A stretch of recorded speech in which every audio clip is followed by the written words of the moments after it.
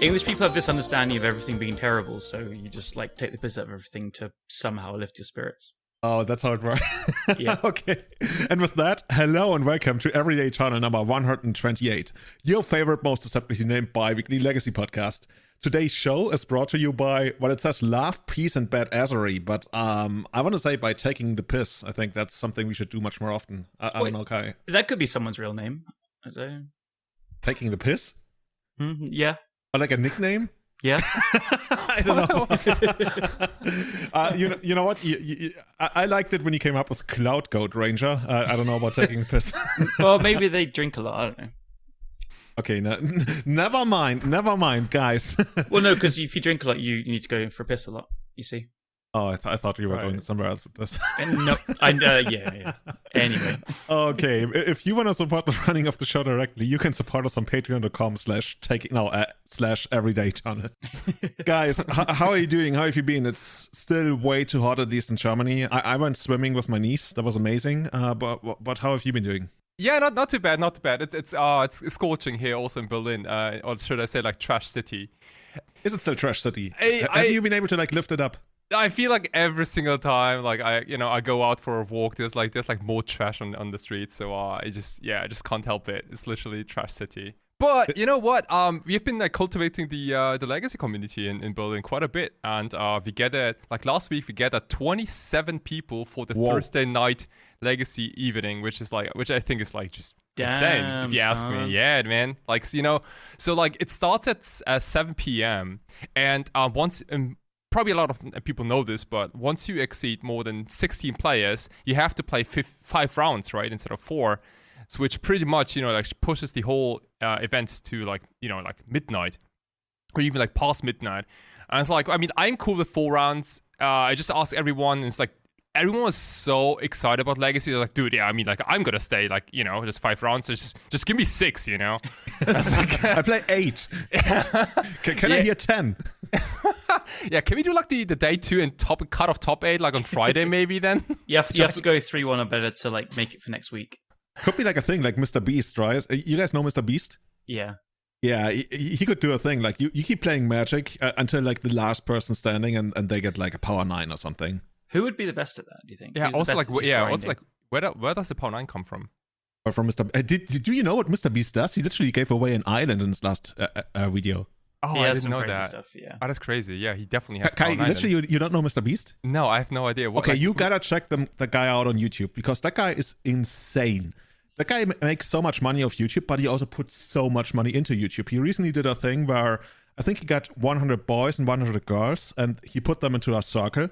Yeah. And the group that's had more people stay inside the circle in a, I don't know, 48 or 70 hour window, I think they would each get like a couple $1,000 or something, and one of them got a car. And he does like the crazy thing. He did real life Squid Game. He built the stuff from Squid Game without the dying aspect, and did that. Or I think he did a thing where I think you needed to hold on to a car, and the person who did it the longest got the. He does insane stuff, insane production level. If you want to check that out, definitely do that. Yeah, that's crazy. I think there's stuff where like people have to stand up, and the last one standing wins like, I don't know, 50k, and they stand up for like 3 days or 4 days or something. It's ridiculous. Yeah, that's crazy. I think I really like this man. Okay. I think you would be somebody who would really like that shit, because there's some like rather creative stuff in there. I think he did something where they played hide and seek inside a football stadium for a couple of days, and the last person to be found also got like insane money. Like literally, he gave away an island in his last video. Dude, what the hell? Like how? Where can there's no place to hide in a football stadium, dude. Yeah, come on. Very much. Are there? You have no idea. You gotta watch the video then. Okay, I guess the restroom. Yeah.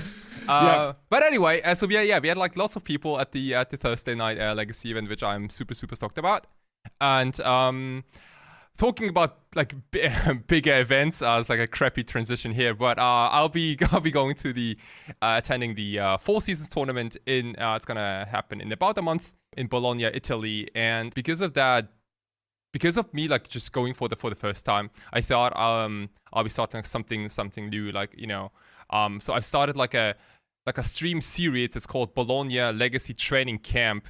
And it's basically just like me just trying to figure out like what the best 75 is for this event, right?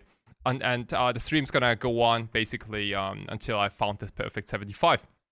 And it's called training camp for a reason, because every time I get a match loss, like I lose a round, I do 10 push-ups and 10 squats on stream. And that was the first episode. And so you did 50 push-ups last stream?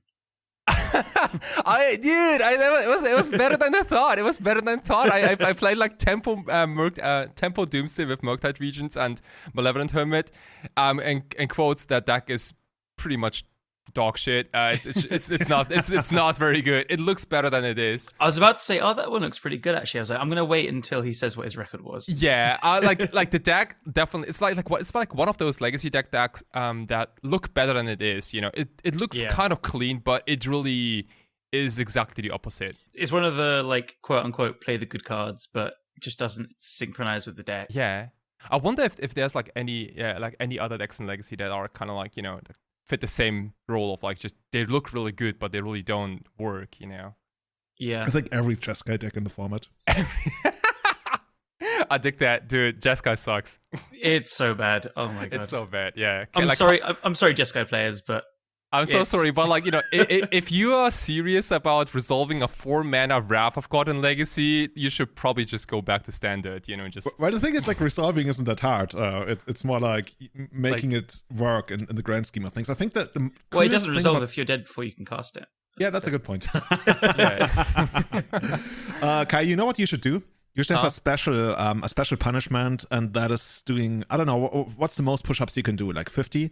I'm about to find out, because on the sec part 2 that was yesterday, I did Pearl match loss. I did 15 push-ups and 15 squats, so rise the bar a little bit. Let's see how, you know. I think I can probably also go up to like 20, 30-ish probably, but let's see. You know, I got my boundaries. You should do it like you should push beyond your boundaries every time you lose because you don't have the second Oracle. Because I saw you lose yesterday because you don't have this. And it's like the biggest talking point, right? Dude, that topic sucks so much. Like, I feel like I'm the only person on this goddamn planet who believes that 1,000 Oracle is the right number. And literally every single Doomsday player is just like, dude, I mean, you gotta play 2, you know? And then, like, it's always the same thing, you know? Like, then I go, like, okay, so, like, what's the reason to play 2,000 Oracle in Doomsday?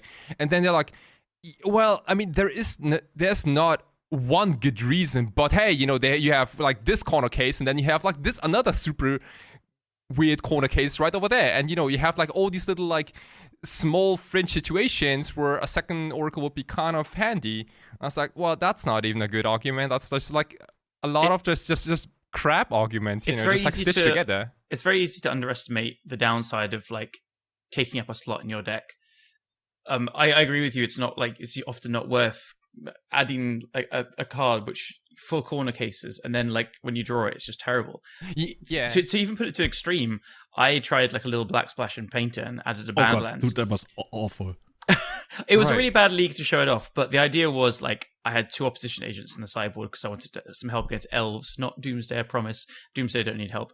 And but like just drawing the Badlands rather than a mounted was such a massive cost in just having this in the deck. Right. And Oracle's just even worse. It's like, okay, so you're putting an Oracle in the deck so you can pitch it to force, but you could play like a Preordain. I don't know. Yeah.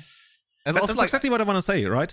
So I think if you want to build the consciousness, like what the second Oracle actually does to you is the process is you put in a second Oracle with either a different artwork, I think there's none, or a foil version. So you can actually differentiate between when you actually drew the second Oracle, and then every time you draw the second Oracle in your head, you think, what if this was a, let's say, Preordain?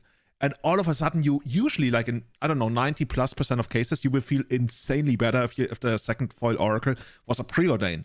And you know, that's the only really real way to build consciousness about the kind of difference that it might make, right? That's what I would recommend. Totally. Are there any piles where you want a second, like...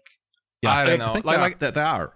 You know, like people keep saying, like, you know, it's pretty good against endurance, blah, blah, blah. But then, like, there's also, like, Sheldog Emrakul. And I don't know. Like, there's, like, for me, like, there's nothing more satisfying than, like, hard-casting Emrakul for 1 mana, you know? It's like, that's the dream.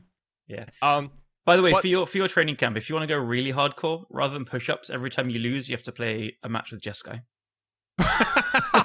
I'll probably do 100 push-ups instead. Yeah, just you know, the way that shit goes, like every time you have the choice, either play a match with Jeskai or do 10 more push-ups, and let's see where the breaking point is. It's Okay, like dude. 40 push-ups or a match with Jeskai? 50, 60? Yeah. What's too much, Kai? I mean, like, I think like the only good part about this deal is that you didn't say Thalia, because I think like playing with Thalia, like any deck with Thalia, Guardian of Thraben is probably just concept for me. What about Thaddeus Epic Storm? I guess that's okay because it plays Dark Ritual. Like that's okay. That's still okay. It's actually any deck that tries to ramp out Thalia. I guess Eldrazi Stompy. Fortunately, yes, no white Dark Ritual. Yes. Yeah, DNC tries to ramp her out turn 2. I play a ramp deck every turn I ramp by 1 land. Exactly. Yeah, that's how it works. Callum, what have you been up to, man? I've just been jamming tons more Painter. I'm sure people are getting bored of me going on about this deck, but just been playing tons more of it, trying a few new things, like a terrible Black Splash for Opposition Agent, which was a 3-mana 3/2 with Flash that I couldn't cast half the time. Otherwise, it's still too hot in England as well. It's kind of getting to the point where you're just struggling to kind of do things and think, and it's getting a bit much, but you stream, right? I've seen you stream a lot lately. I've been streaming more because I'm just like spending more time in and like not wanting to go out and stuff. So yeah, I've been playing more Painter. I think I played some like Bant Ephemerate deck as well, which is fun. You did that while I was streaming, so I wasn't able to catch that. Oh yeah. So that was cool. It was like kind of going Spellseeker for Ephemerate to go and get Greens and Zenith for Eternal Witness to then get like Teferi and Orm's Chant going. It was a bit of like a Bant fair combo deck-ish. The fun stuff. And then, yeah, Painter's just been treating me great, and I'm still having an absolute blast playing it. I'm trying a few different things, like I'm trying without Khan. I don't think it's better in the long run, but it's something I want to try.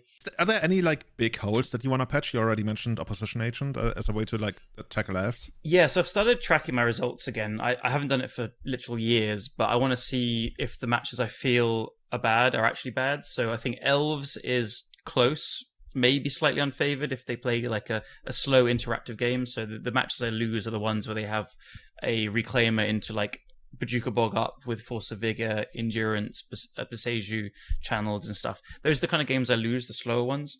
So I want to see if I can patch that up. That was the idea behind Opposition Agent, because it fights their end game. I've got Greens. What about Strawberry Shortcake? Either one Canonist?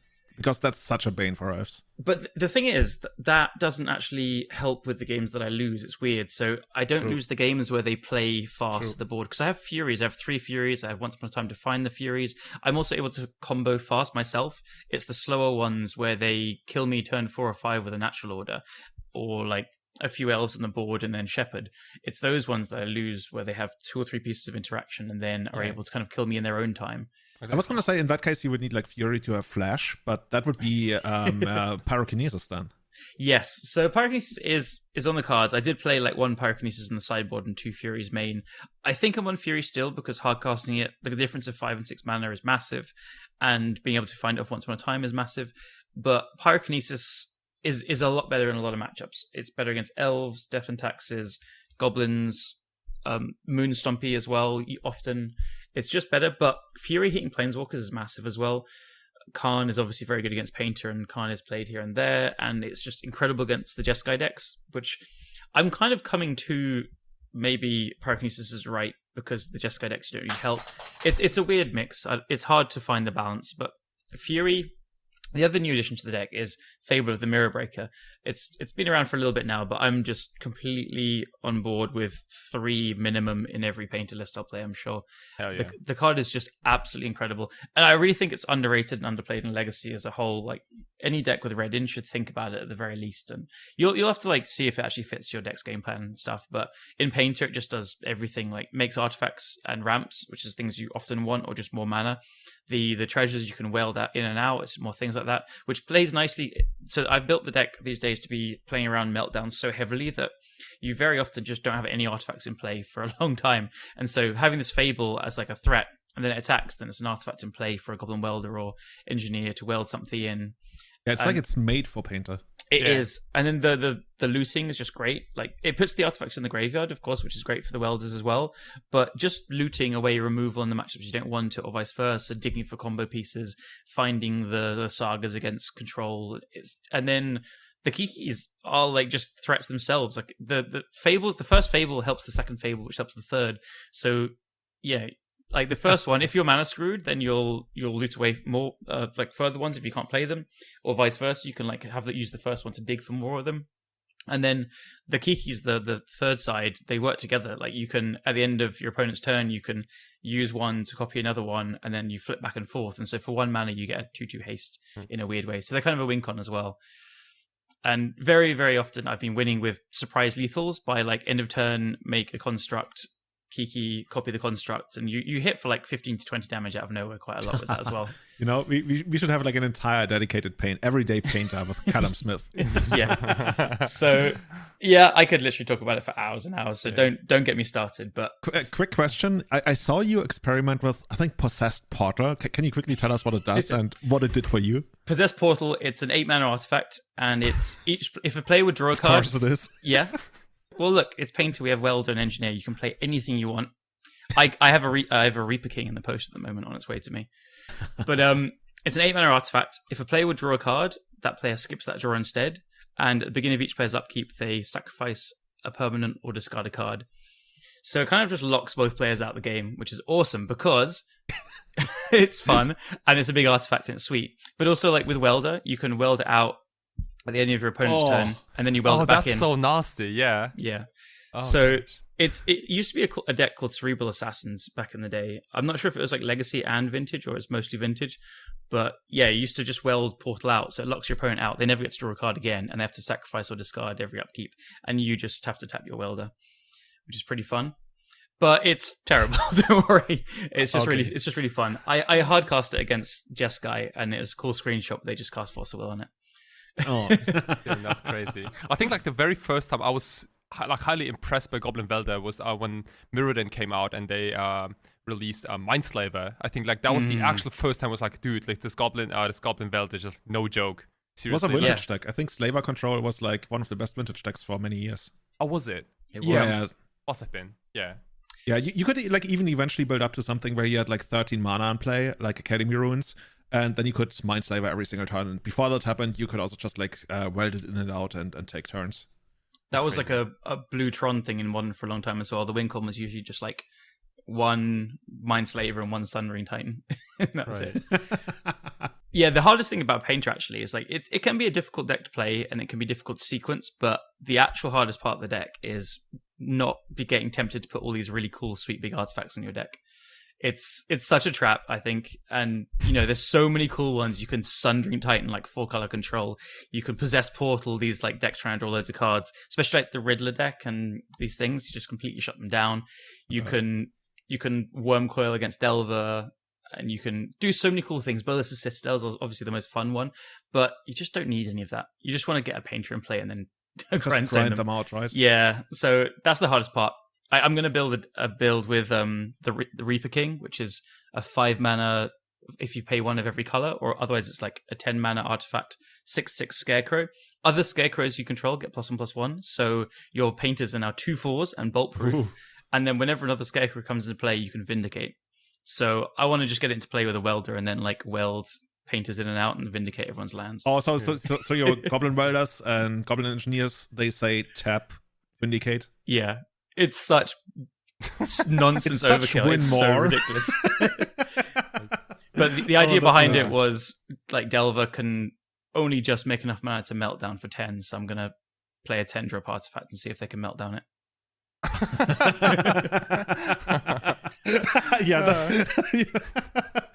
I want you to say that with a straight face when you're like on coverage at like a big paper event. It's like, yeah, they can't melt on it. Melt down this. I needed to go. Yeah. The other big part to play the card is the flavor text is awesome. It just says it's harvest time. It's just brilliant. Sweet. So. Anyway. Or like also I like that I'm whining about like a second Thas Oracle where like Callum just plays a full set of Painter Servant, you know, it's like yeah. Well, I can complain about that as well.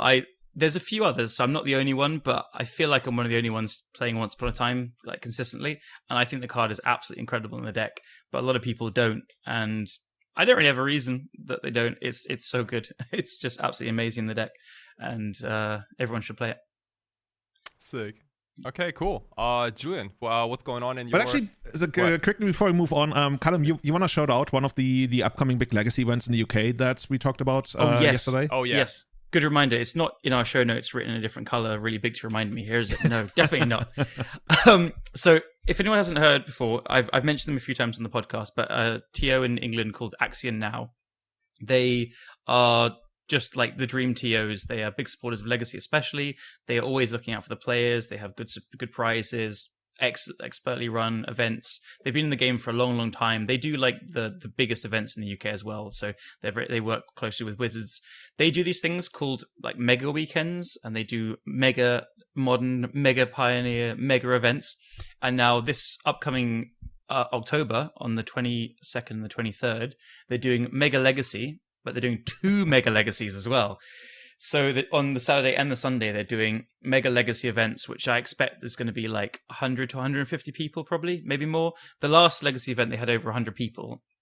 And this one is like a double header, and it's in a bigger venue. It's called The Gathering is the name of it. But in like, when I was being told about the event previously, they were saying it's going to be called like a Giga Weekend. It's just going to be huge. There's going to be like hundreds and hundreds of people there because there's like Mega Modern as well, and there's big Pioneer thing, loads of side events. It's just going to be like it's like a GP basically, but it might be a bit smaller. But there's going to be huge turnout, and yeah, double header Legacy Weekend. I'm trying to push for like a lot of people to come over from Europe and stuff, and I think it'd be worth it because actually now they just always have amazing prizes, and they don't do that thing where like, you know, they announce the prizes and it's stuck. If there's like a lot more players, they will bump the prizes up, and it's very often like blue jewels and stuff at the top. In the past, people used to win like 4 Cs and like a play set of like so many jewels and all this stuff. So it's okay. And you said that's in Birmingham? Yes, it's in Birmingham. Tell me something exciting about Birmingham, because the only time I went there, it was like boring as shit. No. Come on, like for once, can you like try to sell us Birmingham? Come on, just like I think that tourism department has tried for decades and it just doesn't catch on. Birmingham. One time I played a Legacy GP there with Miracles, and I played against Ant with City of Solitude, 2 show and tells with Beseju and Burn as my first 4 rounds. There's selling Birmingham for you. Yeah. You know what they should do with Birmingham? They should give it like, I think it's called like the Sellafield treatment, where like the power plant that every time it blows up, they give it a different name. Maybe they should try that with Birmingham. Oh, you know what? Black Sabbath's from there. There we go. Are they? Yeah. Oh my god. Man, I'm like so sorry. That's about like the last place I would have thought they were from. But yeah, that's how it is. There we go. I've sold you. Okay. But yeah, so they've announced the dates for this. The tickets aren't up yet, and there's not further information, but they wanted to announce it so that people get to put it in their diary and stuff and start to look into accommodation, travel. Yeah. So yeah, I'm 100% going to be there for both days, and I am so excited for it. Once again, remind me, what's the date? 22nd, 23rd of October. Ah, okay, so there's still some time to go. Yeah, a few months away. Awesome. Yeah. Cool. Yeah, I already know which deck I'm going to play there, if I'm going to make it. What are you going to play? Blue-white moderation control. I think it's the best deck in Legacy right now, isn't it? In it? I'm going to try to pick up more like British Link. In it? It's basically undefeated. That's basically. It only lost to itself by timing out. Itself, right? That's how it works. All right, what the hell is moderation? Yeah, moderation is one of the best cards in Legacy, apparently. It's an enchantment, a colorless, a blue, and a white. You can only play a single spell every turn from now on, but every time you do, you draw a card. So there's no feeling like using Force of Will under moderation, because, you know, the entire idea is, yeah, you can only play 1 spell each turn, so you try to play stuff on your opponent's turn. And I mean, Force of Will is basically made from that. It makes up for the card. Like, once you do that, you really get addicted to it. Overall, the card is still shit. It's just like, that's the way it works. Like, you draw additional cards. You really gotta make use of the additional card draw you get through doing more stuff like cycling or what have you, like getting stuff back from the graveyard, these like timeless dragon effects, I would guess. But the list I played was submitted to me as a donation deck list by Kinda. Actually, what's Kinda's first name? I don't know. Patrick. Oh yeah, Patrick. Sure.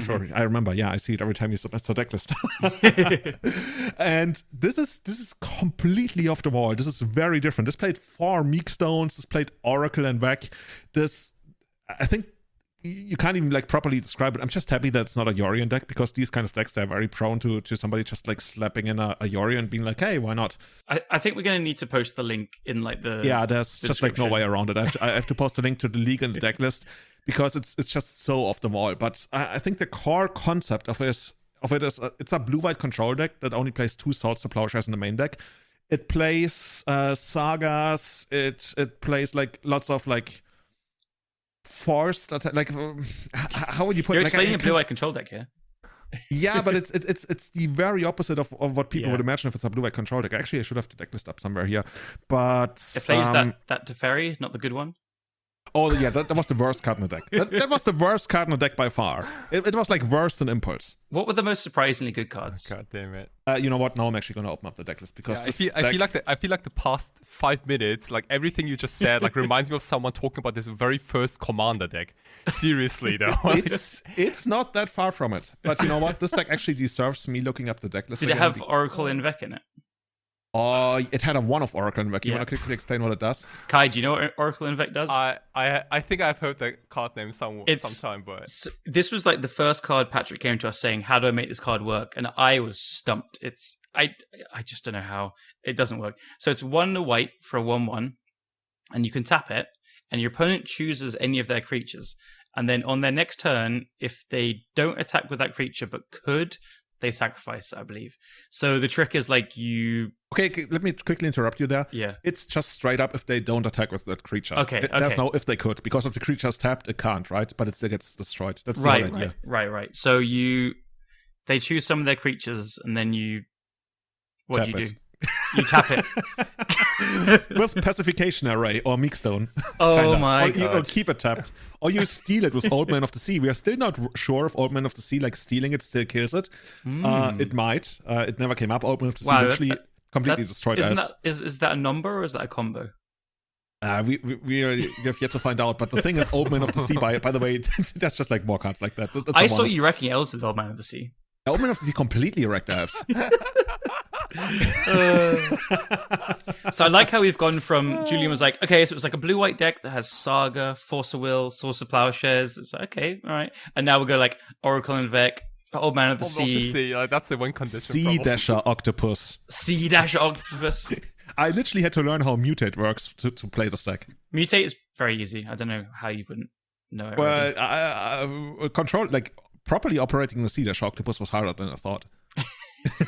There's also Nebelgast Herald, which Herald, not Herald. That's the combo. You Oracle and Vec make them say, "I have to attack my Emrakul," and then you herald it, which is like a spirit of flash that taps it. Yeah, exactly. It's like a 3-mana spirit, and I think all your other spirits when they come into play also tap something.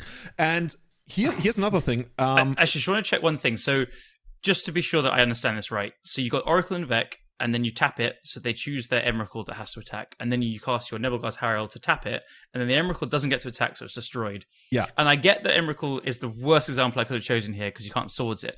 But we're playing 2 swords because we have this 2-mana creature that needs to untap, and your opponent to make the wrong decision. And then this 3-mana blue spell we need to resolve to kill a creature rather than play swords. But we have way more. Just making sure we're on the same page. Yeah. But we have way more. I think one of the standout cards for the deck was Pacification Array, which is a 1-mana artifact, and you can pay 2 mana and tap it to tap any creature. And that's just like I can't put in words how good the card was. Primarily because like you find it off Saga, and then cool. just like you tap their blockers, you tap their Married Large, whatever, what have you, and you just get in there. And there's also like this neat combo of using Authority of the Consorts and also like Blind Obedience and stuff to have like their stuff come into play tapped in the first place, and then you have Meekstone. Like if you have Authority of the Consorts and you have Meekstone, like their Married Large comes to play tapped and stays tapped forever. It's so funny. Oh, that's funny, yeah. There's a new card that Patrick posted today saying, how did I not think of this one? So he thought of Thalia Heretic Cathar, because opponent's creatures come into play tapped. But that's also a 3-power thing, so it gets locked down by your own Meekstone. But there's a dinosaur from Ixalan. It's 2 and a white for 2/3. Of course there is. Yeah. I've forgotten what it's called. Something's Raptor or something. 3 mana, 2 and a white for 2/3 flying, and your opponent's creatures come into play tapped. 2/3 flying. So it doesn't get locked down by a Meekstone. That Griffin? It might be. It's a Griffin dinosaur then. Fine. That's interesting because like I thought there's like also like a really old enchantment from like Alpha, so that also says like that every creature comes in the battlefield will be there's tapped. Root Maze. Root Maze and Kismet? Yeah, Kismet. I think it's Yeah. Kismet, right? Is it Kismet? Yeah, I think. Kismet is like everything comes to be tapped. It's like a 4-mana enchantment, I think. Yeah. We're not there yet. Yeah. Like, but we're playing Old Man of the Sea. Like, that's another old school Magic.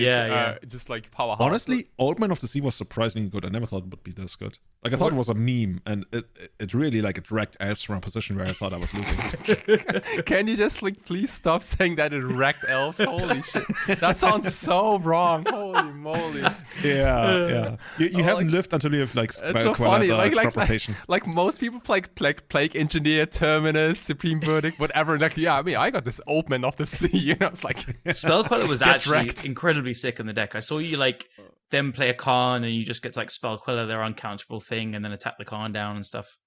Yeah. This is out of this world. This deck. Also, you asked me for the best deck. I think the best deck was the Aven Mind Sensor on the sideboard. I think we just like destroyed so many decks with straight up just like Aven Mind Sensor. It was a one-off. How did Mind Sensor and Opposition Agent work? Oh, dude, yeah. Are you trying to break my brain? Goodness. Yep. We're still not sure. Because is it you or your opponent searching? So it says if an opponent would search a library, right?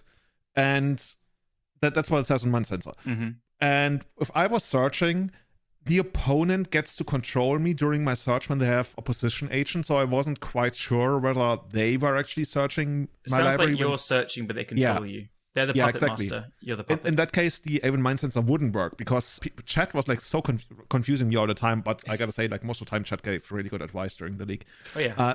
Because they found the exact card they wanted. I can't really be sure whether that happened to be in the top 4 or whether they really get to search my entire library. I think from the way it's worded, they get to search my entire library. But then there's also like an additional filter in there, which is like how is Magic Online programmed. All of a sudden they could just like be making Emrakul or something. Just like that comes up and they just have your whole library in play. and then I deck. Yeah. Put your library. You know what? That could be a spell for the future. Like how much mana would that be? Take your library, put all permanents into play, and shuffle the rest into your library. That's like 20 mana. Kind of is. So there's a 10 mana card, which is you put the top card of your library, you reveal the top card. If it's a permanent, you put it into play and you repeat this. So if your whole deck is permanents, it's 10 mana, put it into play. So if you want to have spells that aren't that spell, then you probably have to make it like 14, 15 mana. I don't know. Yeah, I mean, like you can also just have like Omniscience and Enter the Infinite. You know, like that's same thing. You know. But going back to the deck list, I thought this could be like a beautiful train wreck. But we actually started out 4-0. We wrecked a bunch of decks, like literally wrecked them. Just bad decks as well, like elves and blue decks and stuff. Yeah. I think a couple of like these 4-color blue decks. I don't even like properly remember, but I think we wrecked Doomsday. How did this deck actually beat Doomsday? I'm trying to remember. Mind Sensor? I mean, didn't you just like say Mind Sensor and what, Opposition Agent? No, the opponent played Opposition Agent. I actually don't remember, but I'm pretty sure we wrecked Doomsday somehow. Spell Queller seems pretty good against Oracle Callum. Ooh, I think actually we might have done that. Or maybe the opponent saw it coming and tried to play around it. Because I played Spirits in a challenge once. The Spell Queller was actually insanely good. Right. I mean, it was definitely not the Old Man of the Sea, I think. Kai's worst nightmare. You take the Oracle with the trigger on the stack. At the very end,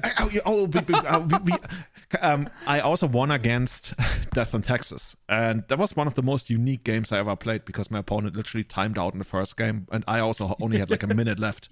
And you know the beauty of it? I think I have I've seen a screenshot of like 60 permanents in play. Yeah, I think I have a pretty good understanding for especially these kind of decks and matchups and how they play out, because I think after the first 30 seconds or so, I called it.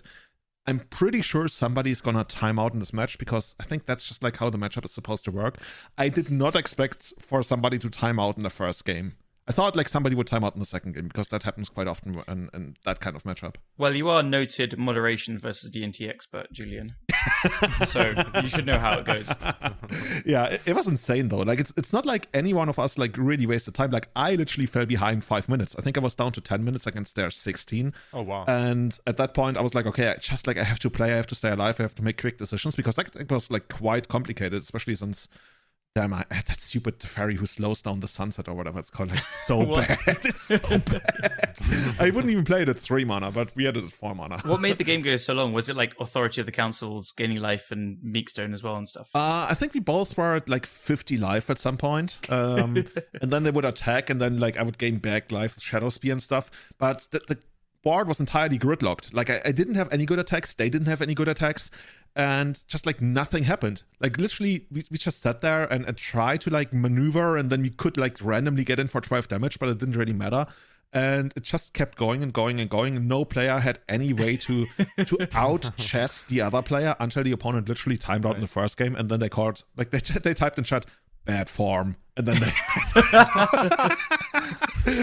You need to use the screenshot of this, like some snips of this video, to show to people when they say like, oh, Legacy is a turn 1 format and you can die turn 1. You know, or like I'm introduction, actually gonna like, link a screenshot of that match in the show notes. Yeah, do. Actually, let me put that down here. It's so ridiculous. Because I haven't watched it for my insanity, but I definitely saw the screenshot of like 60 permanents, as I said, and played. Just like, Definitely. Oh boy. Yeah, let us have it. Let the world have it. Dark Ritual Player's Nightmare. May I quote from the Reddit thread? Because I rarely post my videos, at least to Reddit. But this one was so out there, I posted it. And there was somebody, let me find that, because I loved the comment on the video I posted. Where is it? Posts. Here we go. 6 comments. That's okay. Okay, here. A comment by Li-Fi. Me seeing the thumbnail. Okay, the format has got some generic good cards, instant speed, blah blah blah. I can imagine a kind of normal looking blue-white stack skewed a little bit to take advantage of moderation, maybe with some extra opt, consider, or whatever. Me seeing the deck tech. What the fuck? What the fuck? Like, what is this? Yeah, I can highly recommend checking out the stack. Yeah, it's a wild one. It's very wild. And second big thing, even though like we are already like half an hour into the 40 minutes into the cast, some other podcasts called it an episode, I guess we call it an intro. I can't believe it, but something insane happened. So you know how there's, I think, 7 or 8 episodes of Everyday Eternal that are lost to time. I think they're from episode, I want to say 35 until 44. That we just like couldn't find. There's 37, the Miracle Man, which I think Min had still on his computer and sent it to me a couple of years ago, so we could like recover that. But the other 8 ones, they are lost, literally lost to time. They just like didn't exist. You can't listen to them anymore. But now an exciting thing happened. Allegedly, it happened inside a museum. Somebody dug up episode number 36. Khans of Tarkir review with Sam and Matt. Dun, dun, dun. Yeah. I haven't posted it yet, but I'm gonna post it to the podcast thread, or rather the podcast feed, so it should be on Spotify in the next like day or two. So you can go back and listen to that. And it's a wild one. I recently checked out the show. The Khans of Tarkir. I mean, Yeah. wasn't that the set of Treasure Cruise in Dictory Time? Was it?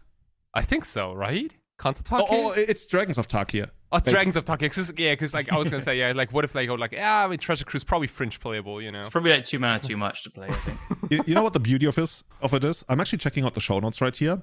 They listed 1, 2, 3, 4, 5, 6, like 15 cards in the show notes from like Assault Formation, Unoffense, Akintree Spirit, Nasa Transcendent, Sarkhan Unbroken, Display of Dominance, yada yada yada. Myths Realized, which I guess was the closest to being a thing. Hey, but the one thing, that. yeah, the one thing they didn't list is isn't Kolagan's command in there? Yep. I think it's like it might be nested under commands. They have an entire segment for commands, so maybe it's in there. I just like how by far the best card in there doesn't even like warrant its own thing. God, I don't remember what else was in that set. Dragonlord Colligan's been like a win condition in Dredge. If you're really digging for yeah, in Vintage Dredge, right? Yeah. I thought in Legacy Dredge. You could play it in Legacy Dredge rather than the Zealot, but like Flame can sell it. Yeah, you don't Didn't need. Dai recently die to that? Kai recently died to that. Yep. Kai dies to lots of things. Running Volley. They also apparently they have a segment at the 1 hour 29 mark where they complain about the artwork for Word of Command. Like, I mean, I can see that, right? I don't remember what that does. Word of Command actually used to be a legacy card. Oh, Word of Command. That was my... Oh, sorry. I thought you said something else. That was my avatar on Magic Online for years. I like actually. Okay. Yeah. And for those who don't know, it's literally 2 white eyes on a black background. It's like it's 4 p.m. Your boss tells you, "Oh damn, we still have to like submit this one artwork for Wizards of the Coast." You're like, "Okay, done. See you." Yeah. But yeah, definitely check that out. That's going to be available soon. Literally, allegedly dug up from a museum somewhere in Europe, and I'm excited to listen to it. Actually, I started listening to it.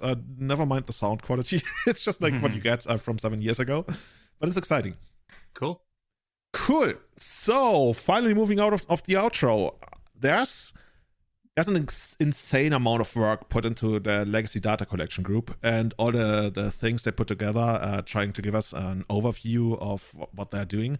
And what I saw Volrad XP Chodaya release the other day is a collection of all the results ever since the Ragavan ban in January.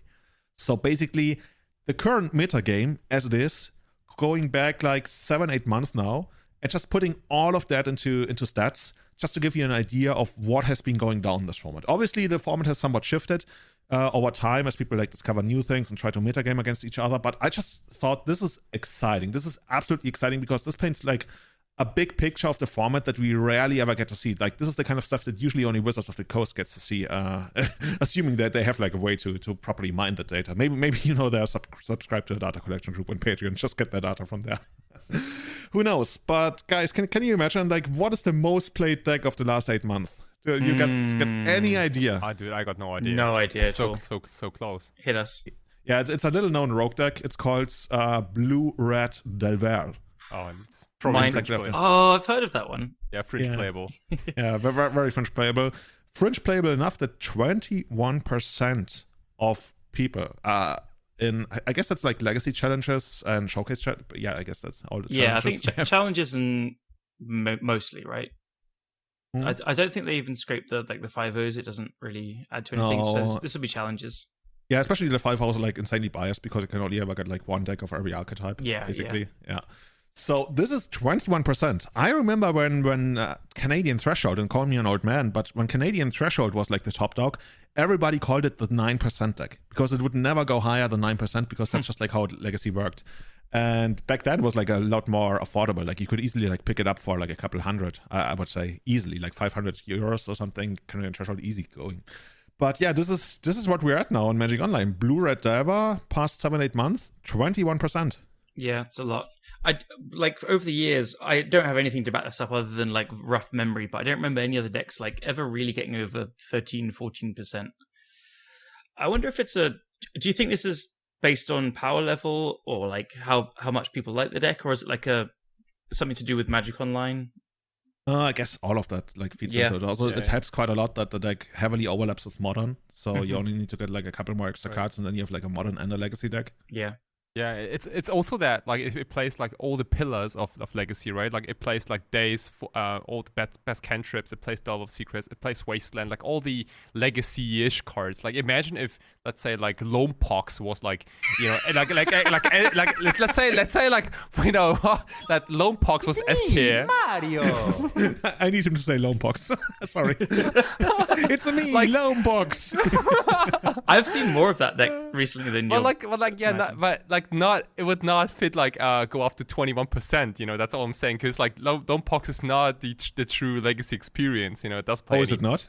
I mean, I don't know. I think Turn 1 Dark Ritual Liliana into lose the game is pretty Legacy Pox. Yeah, except that you lose the game probably. Exactly. Yeah. That's what I mean. I don't know. I think. I agree with what you're saying there. Yeah, like the general things about Blue Red Delver is that like it's not only powerful, but it's also like quote unquote fun to play, because it does play like all the like Legacy-ish fun cards, right? When a person comes to me asking like if they're interested in Legacy, where to start, if they don't have something they're already interested in and tell me about that, I recommend Delver, because it is a fun deck to play, especially if you're new to the format. It's highly interactive. It's fairly intuitive. Your game plan is play creatures. Everyone knows how to play creatures and attack. You play your interaction, counter spells, and lightning bolt and removal. It's all makes sense. And you're like learning to play a tempo game. Maybe you need to learn a bit more because it doesn't exist in the other formats at all times. But I think the deck is a blast to play if you're new to the format, and it teaches you the fundamentals of the format. And it's just a really good way to learn the format, because you're not going to learn the format by going like turn 2 Smallpox, are you? You're not going to learn what Legacy is about, but you can learn what Legacy is about by like pondering and not keeping a Force of Will and then dying to a combo deck, or having one Force of Will, feeling safe and still die into a combo deck, so you only have one force of will. And then for next time, you're learning about the power level of these other decks, and you're learning about cantripping. Like, I mean, I played against a guy last night at our local game store that usually plays Cloud Post, and he swapped it with a friend who for Blue Red Delver. And I played against him with Delver, and it was his first time ever playing with cantrips, and he's been playing Legacy for years. And he was like working it out, and then he asked me, should I like Ponder or Dragon Rage Channeler first? And it was like, well, it depends on the matchup. If you only have one land, all these kind of things, and it's all very interesting. And so, I think maybe part of it is like with more people, with more overlap with Modern, people are thinking, yeah, I can pick it up in Legacy as well, and they'll carry over the fundamentals. Yep, pretty much that exactly. Mm-hmm. I think this also explains the next couple of decks, right, that are on the list. Yeah. By the way, did I hear some like disrespect for Pox? No, I think it's cool. Dude, we love Pox, man. Like everyone loves Pox. Genuinely, there's Reaple Cheap has been like brewing with Pox fairly recently with green black. Oh no! Don't. Reaper Cheap already created Curses, which, by the way, is the deck that stopped the 5-0 run for moderation. I think we didn't finish that story. So your next moderation league is going to lose to Pox, definitely. Oh yeah, that's how it's going to work. I will say Currency Converter is amazing in that deck. So I don't know. I've been running to Pox more, and it's out there. It's going to get you. But I don't know why we're bringing this up again. Yeah, actually, I wanted to use my cool Pox time effect. Does it actually work? Does it work? All right, Pox time, baby. Oh God. You can hear that? Awesome. Yeah, I routed it correctly. I just like anyway. To be clear, everyone, that wasn't me saying that. Julian has it on his soundboard. This is amazing. I don't even remember when you said that. Probably some kind of episode. Yeah. But yeah, that's Blue Red Delver. Yep, 21%. Love it. Second place, Jeskai Control at 8%, like half of Blue Red Delver. It's just like, it's an Magic Online favorite. Find God, people. Find God. Okay. Yeah. I'm gonna say one thing about Jeskai. I think I again, terrible deck. I think the only reason why Jeskai Control is number 2 is because it has a truckload of removal for Blue Red Delver, and I think that's like literally the only reason why this deck is like so high. It plays like 8 white removal. It does play I don't know, 5 or 6 Pyroblast. I don't even know how many. It does play Teferi sometimes if it sticks in. It can bounce a Murktide. Like literally every single, even like that Timeless Dragon. You know, like every single card in that deck is kind of like just geared towards Delver.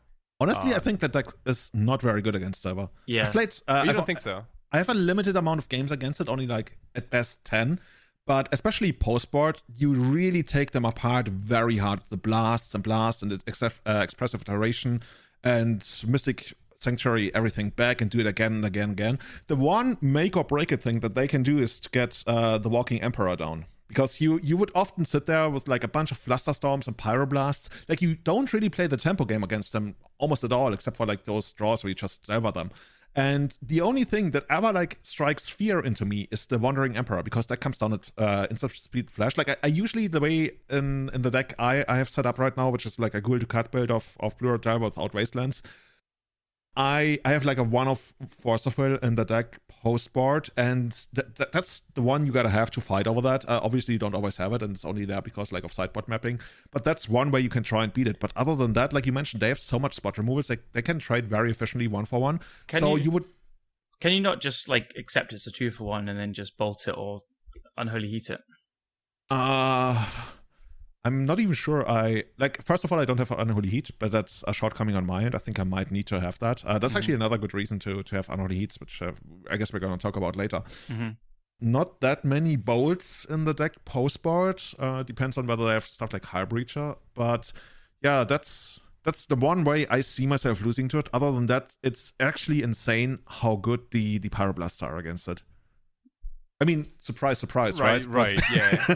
I feel like both decks are kind of like doing the same thing, right? Like, I mean, some Jeskai Control decks play like the full set of expressive iteration. Some of them play like 0, like more Planeswalkers. And there are a couple of like different builds, I think. But like overall, Jeskai is kind of trying to just do the same thing as Blue Delver, but without the creatures, more spot removal, and try to hit, just deploy some of their Planeswalkers maybe in the late game, but.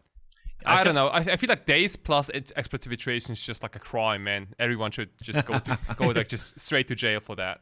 But I want to say, the one build I have seen, like I don't want to like completely shit over Jeskai. The one build I have seen of Jeskai that I thought was actually decent and interesting was one that Ozymandias 17.2 posted, and I'm trying to find it on Twitter right now. There it is. I'm gonna link it in the show notes. He had 2 fables, if I remember right. Yeah, he had 2 fables, which makes the deck a lot better. He had 4 expressive durations. He had 2 pyroblasts in the main.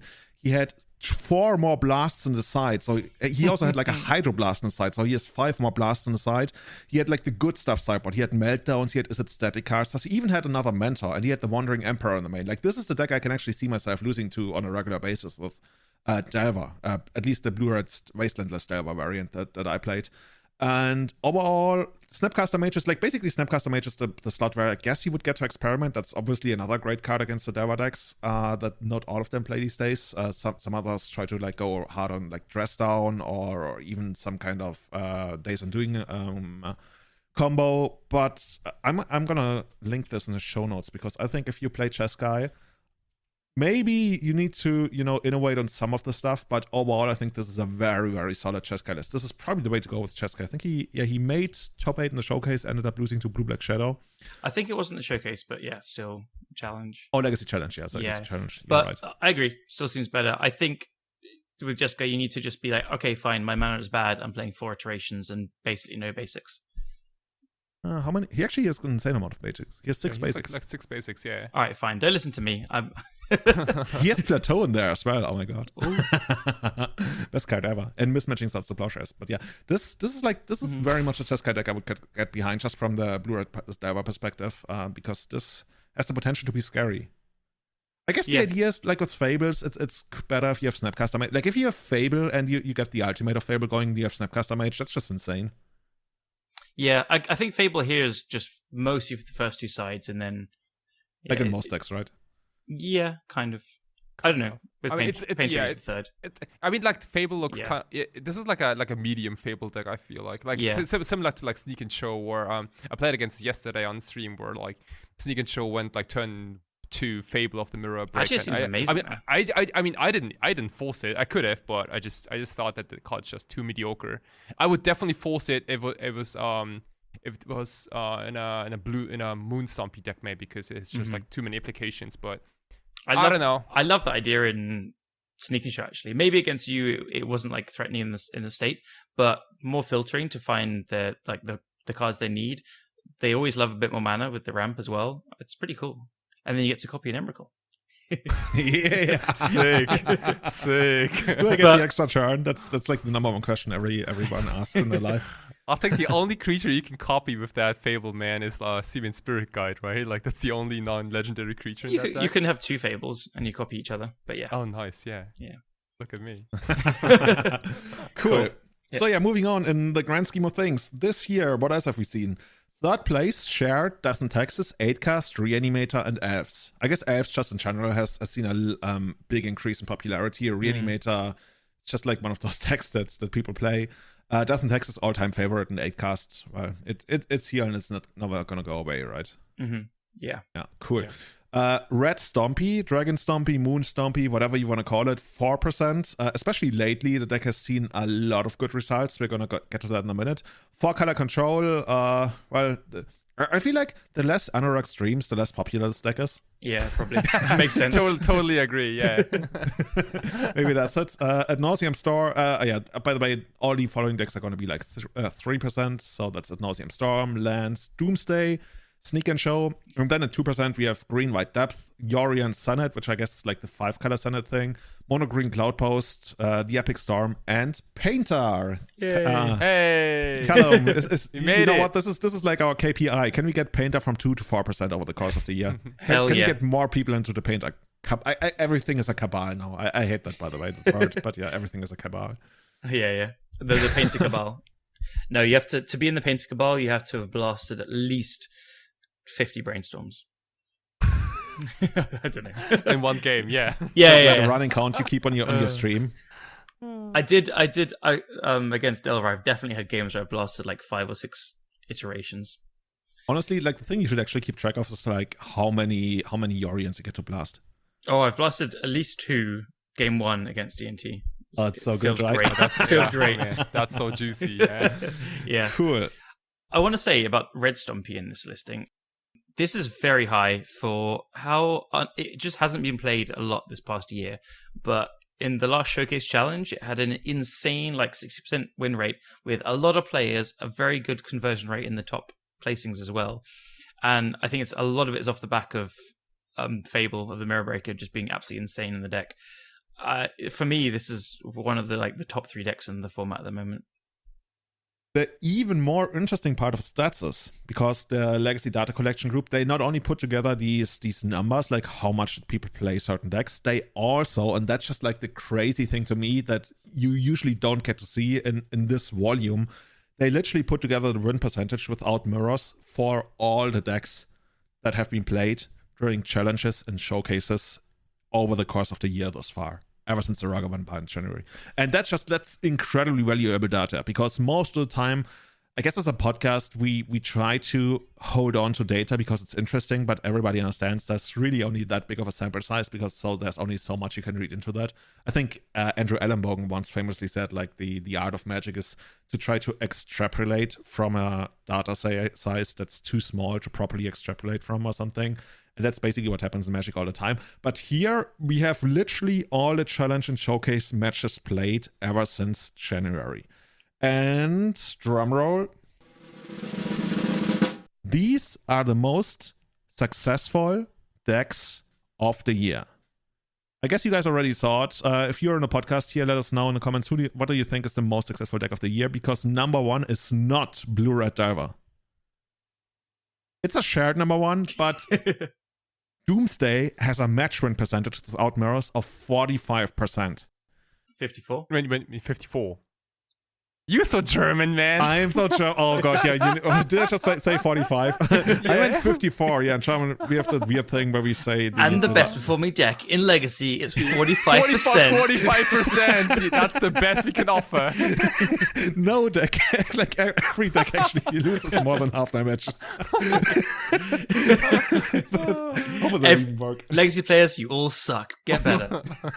None of you can even win half their matches. Man, yeah. You literally disconnect and both players lose. Yeah. No, Doomsday first place, 45%. Kai, 54. How many of those wins did you contribute to that? Julian, 54. Did I just say 45 again? Yeah. Fuck this shit. What the fuck? It's okay though. I mean, what should I say? Doomsday is crazy powerful. I think Doomsday is among the top decks in Legacy. It is probably the one that has the most quote unquote free wins. There are simply enough games where you go turn 1 Dark Ritual Doomsdays against certain decks. There's literally nothing they can do about it. Decks like Death and Taxes, can almost not beat a turn 1 Doomsday, for example. The same for, I don't know, most Maverick lists. Green Post can't really do anything about it. A lot of control decks struggle against turn 1 Resolve Doomsday. And so you get those free wins on top of regular good games, on both sides, which I think is just crazy good.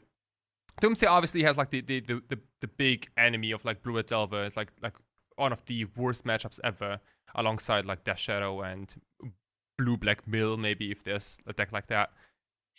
From an anime story arc, I kind of like that. We have the big top dog, the protagonist of the format, Doomsday, but they have one weakness, and that is the most played deck in the format. They get to crush everybody, but then there's this one guy they just can't beat, and it's everywhere. That's kind of the pact with the devil, really. I think everyone who signs up for Doomsday basically has to do a blood pact of just saying, hey, I'm probably gonna beat a lot of decks, but I'll probably just be the underdog against the most played deck. That's just what it is.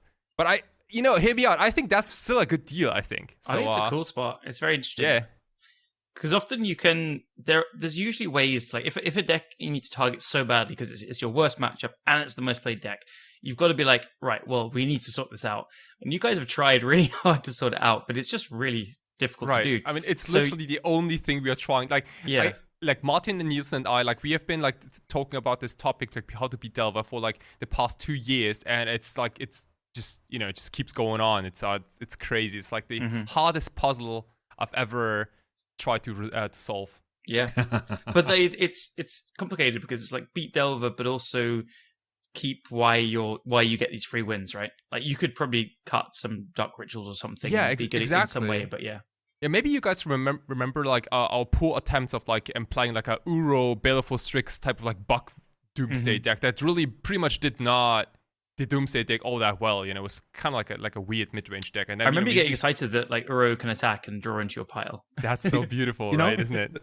This is like season 3 of the Doomsday anime, where the protagonist completely gives up their teachings and they try to like tap into other powers. Like they found a new master and they try to beat the enemy this way, and then it takes all the way until season 5 until they come back to their original style, and then they finally, Turns out the way to win it is get cards in the deck banned. It's the only way.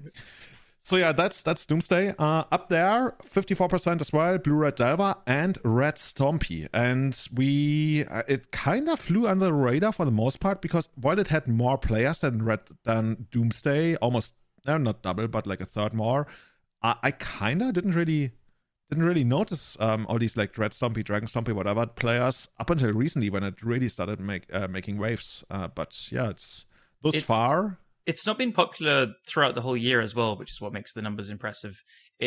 Fable has been such a boon to the deck. It's I can't even express how good that card is in the deck. It just does everything perfectly. It's incredible.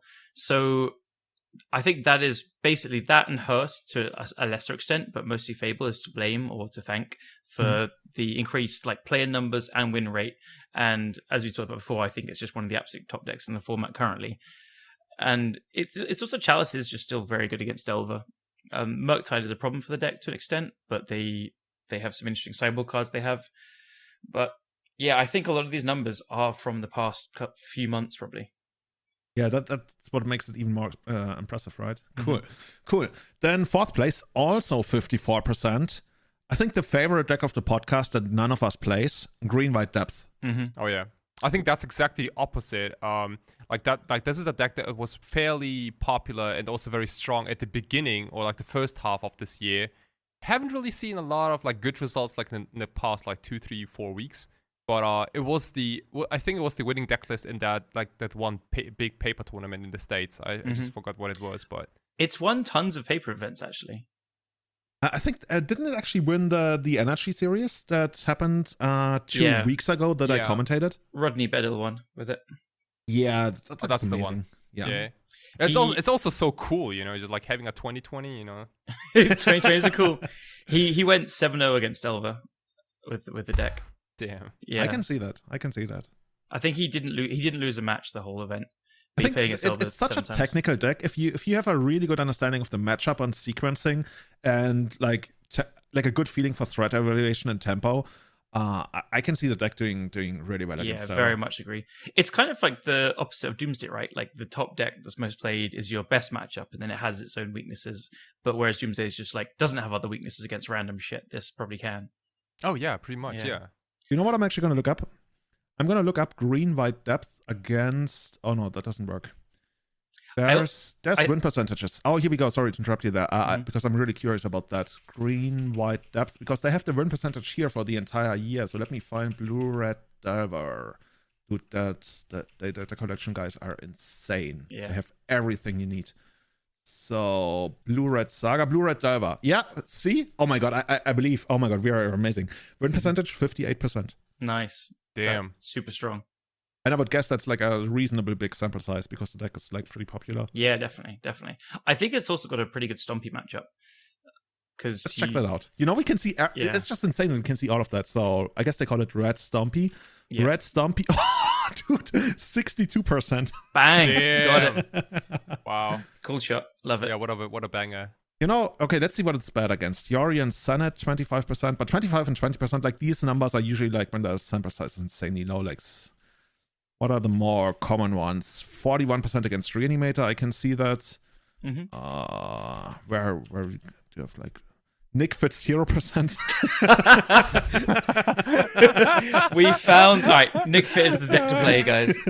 Okay, here Jeskai control 37%, and I think that's the matchup that most Green-White Depth pilots actually moan the most about. I can see that. I can see like just loads of swords and Teferi and all this kind of stuff. Yeah. Yeah. Also not very good against caster. depth combo. Depth combo only 31%. What else do we have? Death and Texas 71%. Okay. Ah, cool. I saw them always talk about like how Death and Texas can be a problem because they have like, Flicker Wisp, Caracas, what have you, but I guess they made it work. Yeah, I guess just like Elvish Reclaimer and Knight being great. Okay, 100% against Burn, but I guess the sample size on that is probably a bit lower again. So this is cool. So yeah, Green White Depths, if you're like playing a showcase or a prelim or I don't know, maybe even a GP, if you can get out of the first few rounds unscathed, like you are set to play against probably the best decks and the most played decks in the format, which is like Blue Red Delver, Red Stompy and stuff, and you have a good matchup there. I think Green White Depths is also very good against lands, which is also one of the top decks. So if you can get to the top brackets, then Green White Depths can just like cruise control through. Lands, dude, are you reading these numbers before I see them? Because it has 74% against lands. Oh yeah. Well, Knight is just so insane against lands. Actually, let me look up the sample size on that because that seems insanely high. 70 sample size, 27 games. So it's not. I mean, it's not the world, but it's not too bad either. Yeah.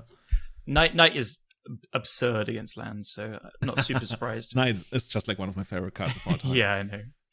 Cool. So moving on. And speaking of lands comes in at that's 5th place, right? At 52%. And then we got a bunch of decks at 51% and 50%. That's Elves, Yori and Senate, Death and Taxes, Sneak Show, 8-Cast, Jeskai Control.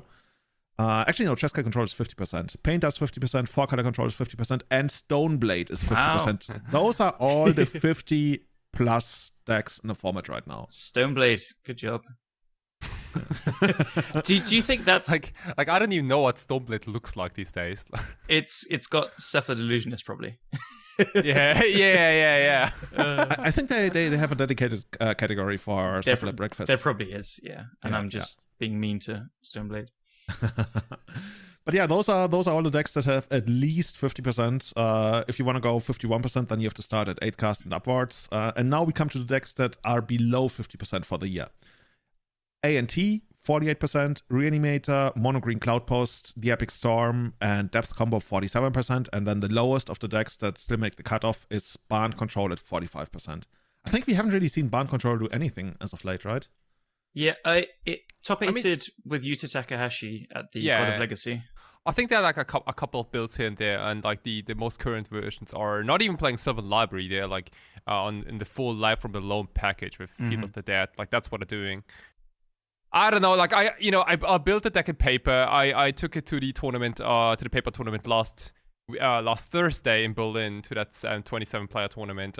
Played 5 rounds and I finished. I had exactly the result I was hoping for, which was like 2-1. The dream for Band Control. Like the moment when you get paired against like a 4-color Loam player, and it's like, dude, there's like, and we both know, like the game's not gonna end in time, right? It's just like we both play like 3 copies of Endurance. I play Uro, he plays Knight. Everything gets like plowed or whatever, and like both players play Loam, dude. It's just a shit. Do you ever just flip a coin and loser gets the other one a beer and not play? We did the beer thing, but without the coin. Yeah. Okay, fine. It's like, but again, I think that just Band Control, the big thing that's missing is that it's basically Power Blast, I think. For the most part. All the players have moved on to 4-color control, right? So if we look at the numbers, the players for 4-color is 191 and it's 77 for Band Control. Exactly. Yeah, people are just playing 4-color. They have a lot of shared play styles and stuff, so that's where the players have gone. And it kind of makes sense. The only ban list I've seen that I like at all is Yuta's one, which, as we went into in the last episode, I believe, we talked about how he wanted to play 4 carpets, and he did. Interestingly, the deck from the results, obviously there's only 77 players this year thus far that plays with the deck. The matchups that it does the best against are actually the most played decks in the format, except for Elves and Red Stompy, where it has like atrocious matchups apparently. But against Doomsday, Doomsday was also like slightly negative. Blue Red Delver positive, Green White Depth, I believe, positive. So I don't know, maybe just like gets wrecked by random stuff, or Death in Texas could be another thing. Let me check that out. seems bad. Yeah, Death in Texas 48%. So it's all like, I guess it's like not really a standout deck in any kind of sense. It almost feels like outdated. 45% is probably right about right. Like it doesn't do anything amazingly well. Like it doesn't even have like the one very good matchup, you know. Like there's like a couple of like decent matchups, and then there are a lot of like just medium to bad matchups. Well, it has 100% against World Gorger Dragon, apparently. fake news. Also, 100% against Nickfit and Ninjas. I don't buy it. Yeah, fake news. Curse, but you know, 100%. But you know what? Like now that we're talking about ban control, I think the first deck on this whole list that plays Uro, Titan of Nature's Wrath, is. Wait, that's like Yuri. Well? That's your. Isn't that like Yuri on Zenith on 7th place? Yeah. Right? Damn, that's like an all-time low on Uro. Yeah, it is. Maybe. What do you think it is? Because Uro has always been incredibly good against Delver, but do you think it's just the number of blasts or Murktide? Like Murktide just tempos Uro out. I think Uro should have reach. Yeah, and Death Touch because it can't kill a Murktide. And First Strike, of course. Oh yeah. No, I don't know. I think there's like a couple of reasons, right? Like first of all, like the 3 life gain is like cute and all, but Murktide reach is just like too fast, and you can easily raise Uro, which is I thought I would never say that you can actually raise Uro because it's such a hard task, you know. But then they gave Delver a blue Marit Lage. Exactly, like a Hogak almost. Yeah. I don't know. By the way, just quickly to interrupt you there. For the last matchups I quoted, I actually was in the wrong column. Barnes, but yeah, for overall, like Barnes is slightly worse than the numbers I quoted, except for F, where it's absolutely atrocious at 23%. Wow. Oh. Yeah, that's so bad. I can see it as well. Like, I just don't see how Batman would ever beat elves, ever. Yeah. The one upside was it's a lot better than I thought against Red Stompy, at least like what the other column quoted. I think it actually has a pretty decent matchup there. I guess that makes sense. Okay. But yeah, overall, it feels pretty outdated, and compared to especially for color control, that like just feels so much better. Yeah, but yeah, so. you guys were saying, like you know, like basically the how unpopular Uro is these days, but it's probably like backed up with like random graveyard hate that people play already in their main decks. You know, with like Out of Ursa Saga, Endurance is still like a thing, maybe somewhere. There's a lot of Swords to Plowshares obviously in Legacy right now because of Murktide Regent, and Swords to Plowshares also being pretty like probably one of the best answers to Uro. Yeah, there's also these lands-based strategies with crop rotation for Caracas or Bajuka Bog as well. Oh yeah, at the top. Oh yeah, that too. And then Moonstompy Blood Moon, so you can never cast Uro. There's just a lot of hostility to it from all the top decks, isn't there? Right. Yeah, and people like to play like incidental graveyard hate, like not these one-shot graveyard hates. So people like hers. And that hurts her. By the way, in speaking of how Murktide Regent basically is responsible for all of that, I talked to Marius Hausmann the other day, and I fed him a couple of lists, and he's still very much on the 4 Magus of the Moon, 4 Blood Moon train when it comes to these red zombie decks, which I think is not something that everybody does these days, but I could be wrong. But he brought something up. He said the best answer, or the best way to stop Murktide Regent from ever coming to play is a Blood Moon. Because these decks, they don't have 2 basic islands. I mean, there's a corner case scenario, right? And you guys can probably imagine how you can still It's kind of true. I mean, you can play like a, I don't know, like float blue, play a lightning bolt, daze your own lightning bolt, replay your island, and you know. That's the one way you can still make it work. Of course, that makes it a lot harder. But yeah, because I would never think that like I want Blood Moon against Blue Red Delver, and I certainly wouldn't want Magus of the Moon, right? That just feels like. Yeah, Magus, like, you know, obviously gets bolted. It's kind of contingent on having a Chalice as well to stop the GRCs. I don't know. You can absolutely like win a lot of the games with it going right, but I don't think it's kind of reliable enough. I don't know. Yeah, but the Blood Moon thing, when you mentioned that you can literally stop Murktide in like 95% of cases, maybe that's even too high. Because of the other players aware of that play, they can rather easily set it up. Yeah. Okay. I don't know. Maybe not. Fury does like clean up a lot of the problems of the Delver matchup where you can Fury the DRCs, and especially if you have hearses, they do play the main deck quite often. You can keep them under control. Yeah. I don't know. It probably works, but when you resolve the Blood Moon on time, it'll probably work. But I fear that the games you'll lose against Delver is where you have all these Blood Moons and Maguses, and then they play a Dragon Rage Channeler, get it Delirious, and then just bolt the goblins, ignore the Blood Moons, and attack you to death. Yeah, so this is Legacy by the numbers right now. And so Ozymandias put all of that together, and I kind of like that we have a couple of people creating power rankings in Legacy now. That used to be, or I guess still is, very much a thing in Korean StarCraft. Like that, it's like a really big deal and has been for over 10 years, where, you know, every other month they release the power rankings. And you see like the players, or in our case, the decks that move up and down. And it's one of the coolest things, especially for people who maybe don't get to play a lot, because it gives you some kind of like frame of reference to understand the format without having to listen to an entire podcast like we're doing today. And I thought it would be kind of cool if we looked into that. We're going to link the power rankings that Ozymandias posted. He's got a lot more comments on that and additional pictures, but we are only looking at the first picture right now. And I'm curious whether you guys agree with these power rankings. So should we start from the bottom? Yeah, I was just going to say I love reading these power rankings because it's just fun as well. It creates discussion, creates people like chatting shit to each other as well sometimes. I think it's a really fun thing to do. And it's also worth noting that Ozymandias has access to and helps with the data collection. So he has a pretty good frame of reference for what he's talking about. And he's a very, very good player, and he has a good understanding of Legacy. So it's coming from a good place. Okay. So let's start at D tier, lowest tier that we have. There, he basically has two categories of D tier. The ones that are at the bottom of D tier, so there's a chance that they just like move out of that. And that's Green-Black Depth, Colorless Cloudpost, Enchantress, Hogarth, Grixis Stifle-Out, Ruby Storm, Grixis Control, Espervile, sorry Espervile, Eldrazi, Humans, Infect, Omnitel, Karn, Forge, High Tide. Shoutouts to Marcus. By the way, High Tide has an atrocious percentage. I immediately thought about Marcus. Alluran, Maverick, Morphog, Mono Black Curses, and Burn. Yeah, I guess that's basically your pick of your first 3 rounds that are GP, right? Yeah, I feel like some of these.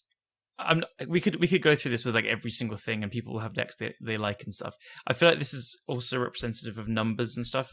Like some of these decks, I think Jeff with Espervile is probably one of the better decks in the format, but in general, like average player and also representation, how much is played, that's why it's down there. Yeah. Then second category of D tier decks, these are the ones that are on the verge of maybe moving up into C tier, and that's Buried Alive Phoenix, Bomberman, Dredge, Madness, Ninjas, well, and Hammer Time. We kinda got over the last couple of episodes without ever mentioning that deck, but I think it even won a challenge, didn't it? Didn't win a challenge, but it's top 8'd, I believe. Or there was a top 16 by Spider Space, who's he mostly plays modern, but he's known for like brewing and having cool ideas. So he picked it up for the last showcase challenge in top 16, I believe. And there's a player called Crusherbot, the Crusherbot MTG or something. They have top 8'd a challenge or 2 with it, and they're the only 2 players I've really seen play it. But I know Dukes has picked it up recently.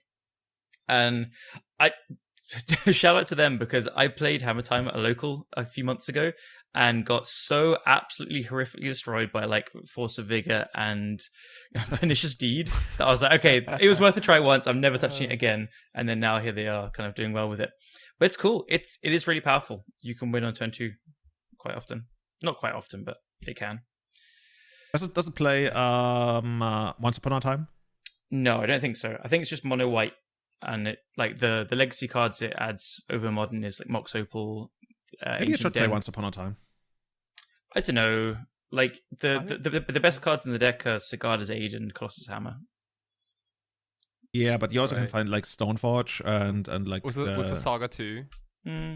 Saga and the creature that's the Paladin or whatever it's called. I don't remember. Paladin. I mean, you could try it. The modern version. Oh, it's banned in modern. That's why it doesn't play it. maybe you're right. Oh, cool. Also, demoted goblins from C to D tier this month. Sad. Wop. Now moving on to C tier. C tier has Green-White Depth, Painter, Death Shadow, Lance, Oops Our Spells, Sapphire Breakfast, Stoneblade, Green Cloudpost, The Epic Storm, Riddlesmith, Black Depth, and Sneak and Show. How do you feel about Painter and C tier? I don't mind. I'm happy dwelling at the bottom, not being targeted. It's all good. I feel like it's like C tier is like the sweet spot where you really don't have a target on your head, right? Yeah. Like you can basically do whatever you want, and it's Yeah. still all these decks are like still all like solid decks, like there's no like fringe whatever. I mean, deck. so They're all good. he ranks them. He like puts them in order as well. And Painter is second, just to Green White Depths. And Green White Depths, we were just seeing its praising and how good it is. Which in the some of the B tiers do have a much worse win percentage than Green White Depths. So I don't know. There's that. But yeah, I think high in C tier is a pretty sweet spot to be in. And a lot of these as well. So like Green White Depths is up there. I will say I kind of slightly disagree with that. I think it's B tier personally. Yeah. But he is backing it up with numbers. Painter, I think it makes sense. High C. Death Shadow has gone from D to C. It's put up some really good results recently, mostly in the hands of Max. But there's also MM17, Italian player. He kind of put it back on the map a month or so ago by winning back-to-back challenges with it. Didn't True Hero also play like a lot of Death Shadow? Yeah, True Hero is like the main guy playing Death Shadow. He's been playing less, I think. I don't know, maybe he's just doing other things. Well, it's summer in Italy. What can you do? Yeah, true. I hear the entire country actually shuts down in August. I wouldn't be surprised. Just outside I went there with my barbecues. boss like a couple of years ago for an appointment, and that's what basically everyone told us. Like literally, we shut down the country for a month, and then we come back, and then life continues. I mean, they're all doing siesta, no? No, first of all, that's probably Wrong like country. a bit of prejudice, but that's Spain, if anything, right? Oops. Okay. Sorry, I haven't been in Europe like for 7 years. Yeah. They all do siesta, yeah. And all the Germans eat sauerkraut. Well, I hate sauerkraut, by the way. It's do any of you guys like sauerkraut? I hate it too. I think Yeah, it's just- almost as bad as natto. What? Dude, what? Like natto is like S tier. What the fuck's going on? Yeah, I will never forget when I ask you about like what is breakfast in Japan like, and I ask you, hey, do you guys like eat, I don't know, sushi for breakfast? And you're like, that's like eating steak for breakfast. And ever since I've Yeah. been obsessed with the idea of eating steak for breakfast. Sounds actually quite decent, yeah. sounds great. Like if you get like a very small thin cut of steak, that was amazing. But yeah, that's C tier for us. Is there anything else? I guess Sneak Show has been a C tier deck for the last couple of years now. I feel like that is at the bottom for a reason. That's kind of dropping down. Like it's never had a good Delver matchup, and the only way it ever is able to kind of solve the Delver matchup is by adding 4 Seaman Spirit Guides. That's like the kind of the swaying of the waves you'll see back and forth. You'll see it play Spell Pierce or Flusterstorms when Controller's good, or you'll see it play 4 Seaman Spirit Guides when Delver's good. And otherwise, it kind of just like when Delver's good, it's the tide that is out, and when Delver's like mediocre and Controller's good, you'll have crashing waves on your front door. Yeah. Yeah. There we go. So moving up to B tier, I think B tier. How do you describe B tier? B tier is basically the one where if you see one of those decks win a challenge, you're absolutely not surprised, right? It's just like this can happen at basically any given weekend. Which. Yeah, tell me, list off the decks, and then I think there's one in there which I would be surprised if it wins. A couple, actually. Okay. So we got B tier. First of all, 8-cast, demoted from A tier down to B tier. Then we have Yorian Sonnet, Reanimator, Ad Nauseam, Doomsday, and 4-color Uro Control. Now that I've read them out, there's also one in there where I'd feel surprised. Reanimator and Ant, I would be surprised if they won a challenge. I feel like they are definitely worse than Green White Depths and Painter. And probably Shadow, and slightly biased, I would say Painter as well. Just keep going. Yeah, I don't know. Ad Nauseam Tenders is the one where I felt like, ooh, what is this doing up here? Because especially since I feel like the Epic Storm is significantly better right now, or has been for a while. I feel like, the Epic Storm and the Epic Gamble, I think, is pretty good. Oh, the Epic Gamble isn't there at all. Like, what the fuck? I guess we just need more players to play it. Yeah. Again, like a lot of these are based off numbers. I think he does make some comments, which I don't know if you're going to go through afterwards, but yeah, he's using like the win percentages and numbers. But yeah, that's basically how you do it in these power rankings, right? It's not like we had win percentage early on, but then there's also like a level of uncertainty depending on like how many players play that in the first place. Yeah. And just like there's also like a subjective category to it where you just like feel like this deck is powerful or not. Like for example, when you have like a really good player in a player-based power ranking, and maybe they don't do that well for like 1 or 2 tournaments, but they are still considered like the best in the format. Yeah, you would still rank them top, even though maybe they didn't perform for like a tournament for like a month. Well, even I'm just looking at the A tier, which we'll get to in a second, and there's a deck in there which I think we all disagree with. Oh yeah. No prizes. So yeah. Cool. Yeah, Doomsday. Honestly, like I could see Doomsday in A tier as well. We see it on the lower end of B tier right now. Yeah. Kai, you gotta, is there like a Doomsday cabal? Oh, I feel like everybody who plays Doomsday is an absolute killer. There's no like scrub who's like, oh yeah, Doomsday, let me try that. Well, that's the same thing with like any combo deck. I feel like same for Ad Nauseam Tendrils or like the Epic Storm. Like the few people who play the deck are actually pretty good at it. And, I would disagree about Ad Nauseam. Like I've seen so many people like horribly misplay with Ad Nauseam. Oh, that's probably like me 10 years ago. Yeah, it's pretty bad. 10 years ago? Well, still, I don't know. Like, I think like the one thing that kind of pushes Ad Nauseam Tendrils is maybe the fact that a lot of people play Pyroblast these days in the sideboard against combo, and Ad Nauseam Tendrils just doesn't care. Maybe, but I don't know. But you can also like say the same thing about Reanimator, maybe. But yeah. I think the only thing where I would disagree with Callum is that I'll probably not be surprised if Reanimator wins a challenge, but Ad Nauseam Tendrils definitely. I would be surprised if Ad Nauseam Tendrils even makes the top 16 of a challenge. Yeah. I mean, I would be very happy, just like, don't get me wrong, right? Yeah, Like, I would be super, super happy, but I think I agree. Especially with the uptick in Stompy. Like, it has a hard time. Oh, man. Yeah, really tough time. I agree with the 8 cast going from A to B. It's still a great deck and it can do well, but it's definitely dropped off in both popularity and win rate. I think Delver just doing the Delver thing by adding 2 meltdowns is just like gone. I beat you now. By the way, Callum, can I have you out here? Did you see what placed first and second in the most recent Legacy Challenge? Black Red Reanimator, first and second place. Really? There you go. There you really? go. Okay. I'll take that. Scorched Altars and Tai 8FL. Like, guys, seriously, Schedules get better is cool. names. They do amazing altars. All right. Do you guys, either of you have a hat I can eat? I don't know. Just I might have one. Fair enough. My hand is literally raised, saying, "All right, I was wrong there. You're right. Yeah, fair enough." I was thinking, like, I'm not surprised if it top 8s, but I'm surprised if it wins. But if there's a final, then it's like, wow, I got dumpstered. Cool. So yeah, now we move on to A tier, which is basically usually known as the below Delver tier, right? This is the king of the format, except for Delver, because we kind of gave it away at this point. Yeah. A tier, the best of the rest. Red Stompy, Elves, Jeskai Control, and Death in Texas, which has been promoted back to A tier, back where it feels happy, I guess. How do you guys feel about Jeskai Control? Yeah, well, I don't know if you guys have listened to the rest of the podcast this far, but yeah. I couldn't disagree more. Yeah.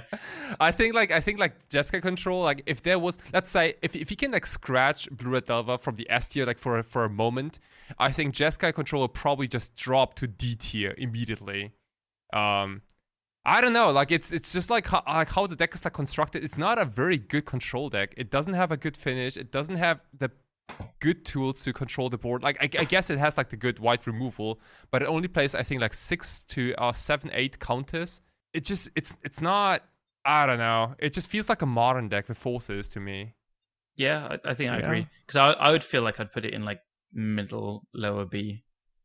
Lower B sounds about right. Yeah, but it has been like in the win rates. What was it again? It was like I think 48 or something. 50%.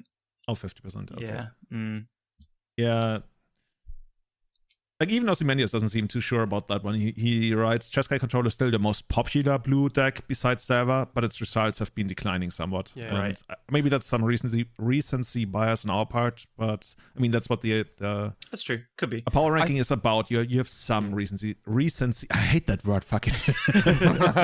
I will say also the win rates are from the whole year, right? And there was a massive like 2 or 3 months, or maybe a little bit less, but when Days Undoing kind of broke out with nerfs and stuff, and it was top 18 a lot, and it was very especially popular. And now it's waning. I feel like it's waning with people cutting Days Undoing, but Days Undoing is just terrible against Delver, but it's why that deck did well against all the other random stuff.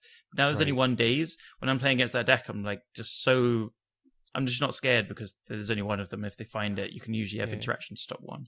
I think there's also like maybe another good reason for Jeskai Control being like this popular is that like people love playing Control, right? Yeah. And, like people love playing Control, and people also love playing Control without using like creatures such as Uro or I don't know, like endurance or like what have you. Like people kind of like those like super old school like blue-white based. Got a couple of planeswalkers, counter magic, cantrips, and removal only, and gonna like ultimate Jace the Mind Sculptor. Haha, look at me. You know, like those kind of games, right? And Jeskai Control is probably like the closest to like this kind of like play style where you just kind of just make land drops, cast a bunch of cantrips if you have to, but basically just chill and have like one or two planeswalkers going. Yeah, like the type of gameplay is really appealing to a lot of players, I think, and like none of the other decks in the A, B, and even C rank kind of fulfilled that like gaming experience, I think. Yeah, so there's probably like an entire episode to be had about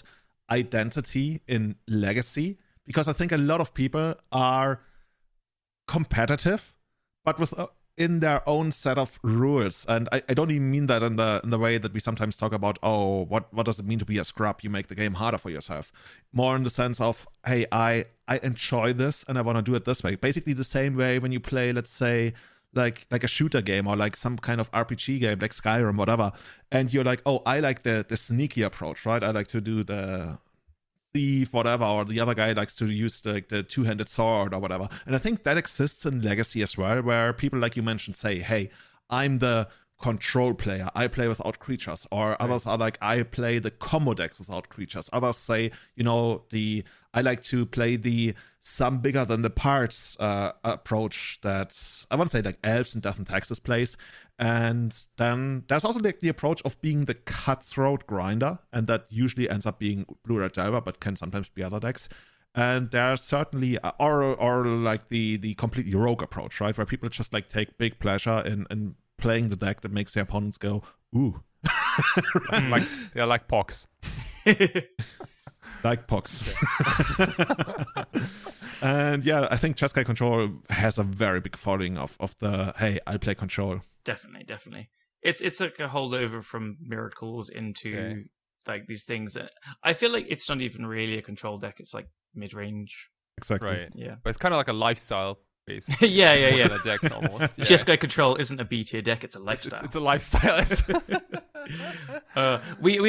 I shouldn't add, we have been chatting a lot of shit about Control, and I don't think Jeskai is good, but Francis has been playing basically Miracles again, and he's been apparently absolutely dumping on Blue-Red Delver and the mid-range versions. He plays like... I saw his list. He played 5-0, right? Yeah, he's 5-0'd quite, I think, a few times, and he said like it has a terrible matchup against Jeskai Control, which is funny to say in the context of this, because it really struggled with both Teferi and Narset. He's just like, he doesn't splash blast, and he's just like, well, yeah, I kind of accept that as bad, but people don't play around Terminus. It's just not really played anymore. So he's on like 2 or 3 Mystic Sanctuary and Terminuses and 3 main deck counterbalances again. It's a super old school list, but I don't know. He's apparently doing very well with it, and he says Mystical Dispute is incredibly good right now. He plays 2 main and then like a 3rd or 4th in the sideboard as well, and apparently he's able to just like it's partly due to because people aren't playing around these cards and not on the radar. So Dispute and Terminus especially.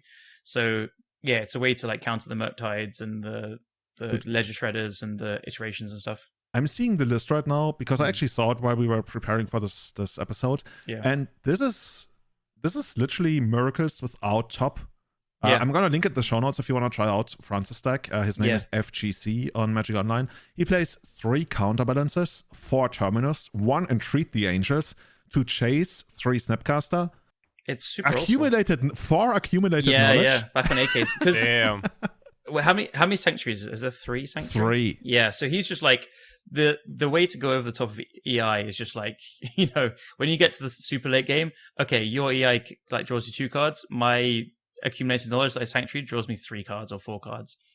This absolutely tears the late game apart. I would guess you would have insane amount of blasts. Oh no, you only have what? He doesn't play any blast, but he has red.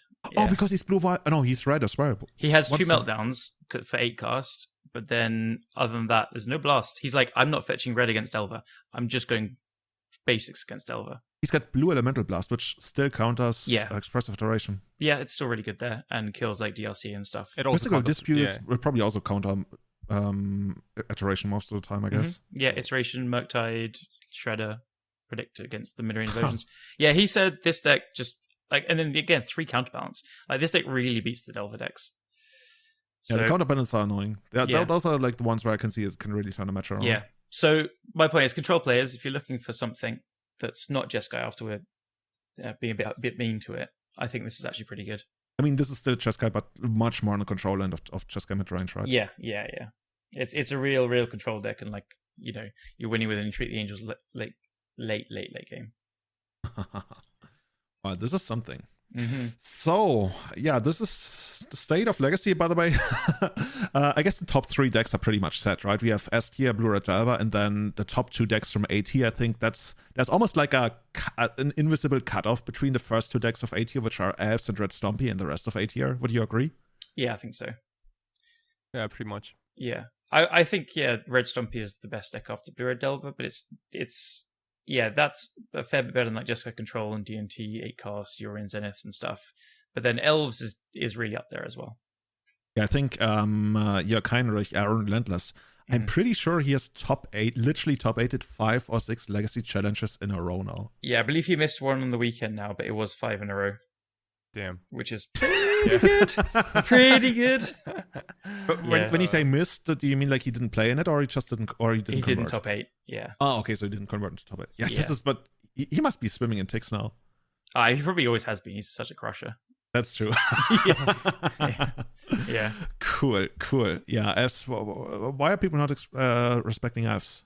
I think the problem with respecting elves is it's not like it used to be, where you respect them by playing a bunch of sweepers, because elves is so good playing against sweepers these days. Yeah, Right. So for my painted thing, I was like thinking, how do I beat elves? And people said, okay, well, you've got 3 Fury. What's the problem? I'm like, the games where they just play tons of 1/1s are easy. It's the games where elves is so interactive now. You have Reclaimer, Endurance, Force of Vigor, Shriekmaw, all this stuff. It can play a slower game and then just all of a sudden have 4 creatures in play and then cast a natural order and then you're dead.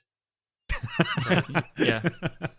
No, it's very strong. Newton's built it very well, I think. It's just honestly, I think super resilient. One way to combat it is just like having some kind of stop library searches.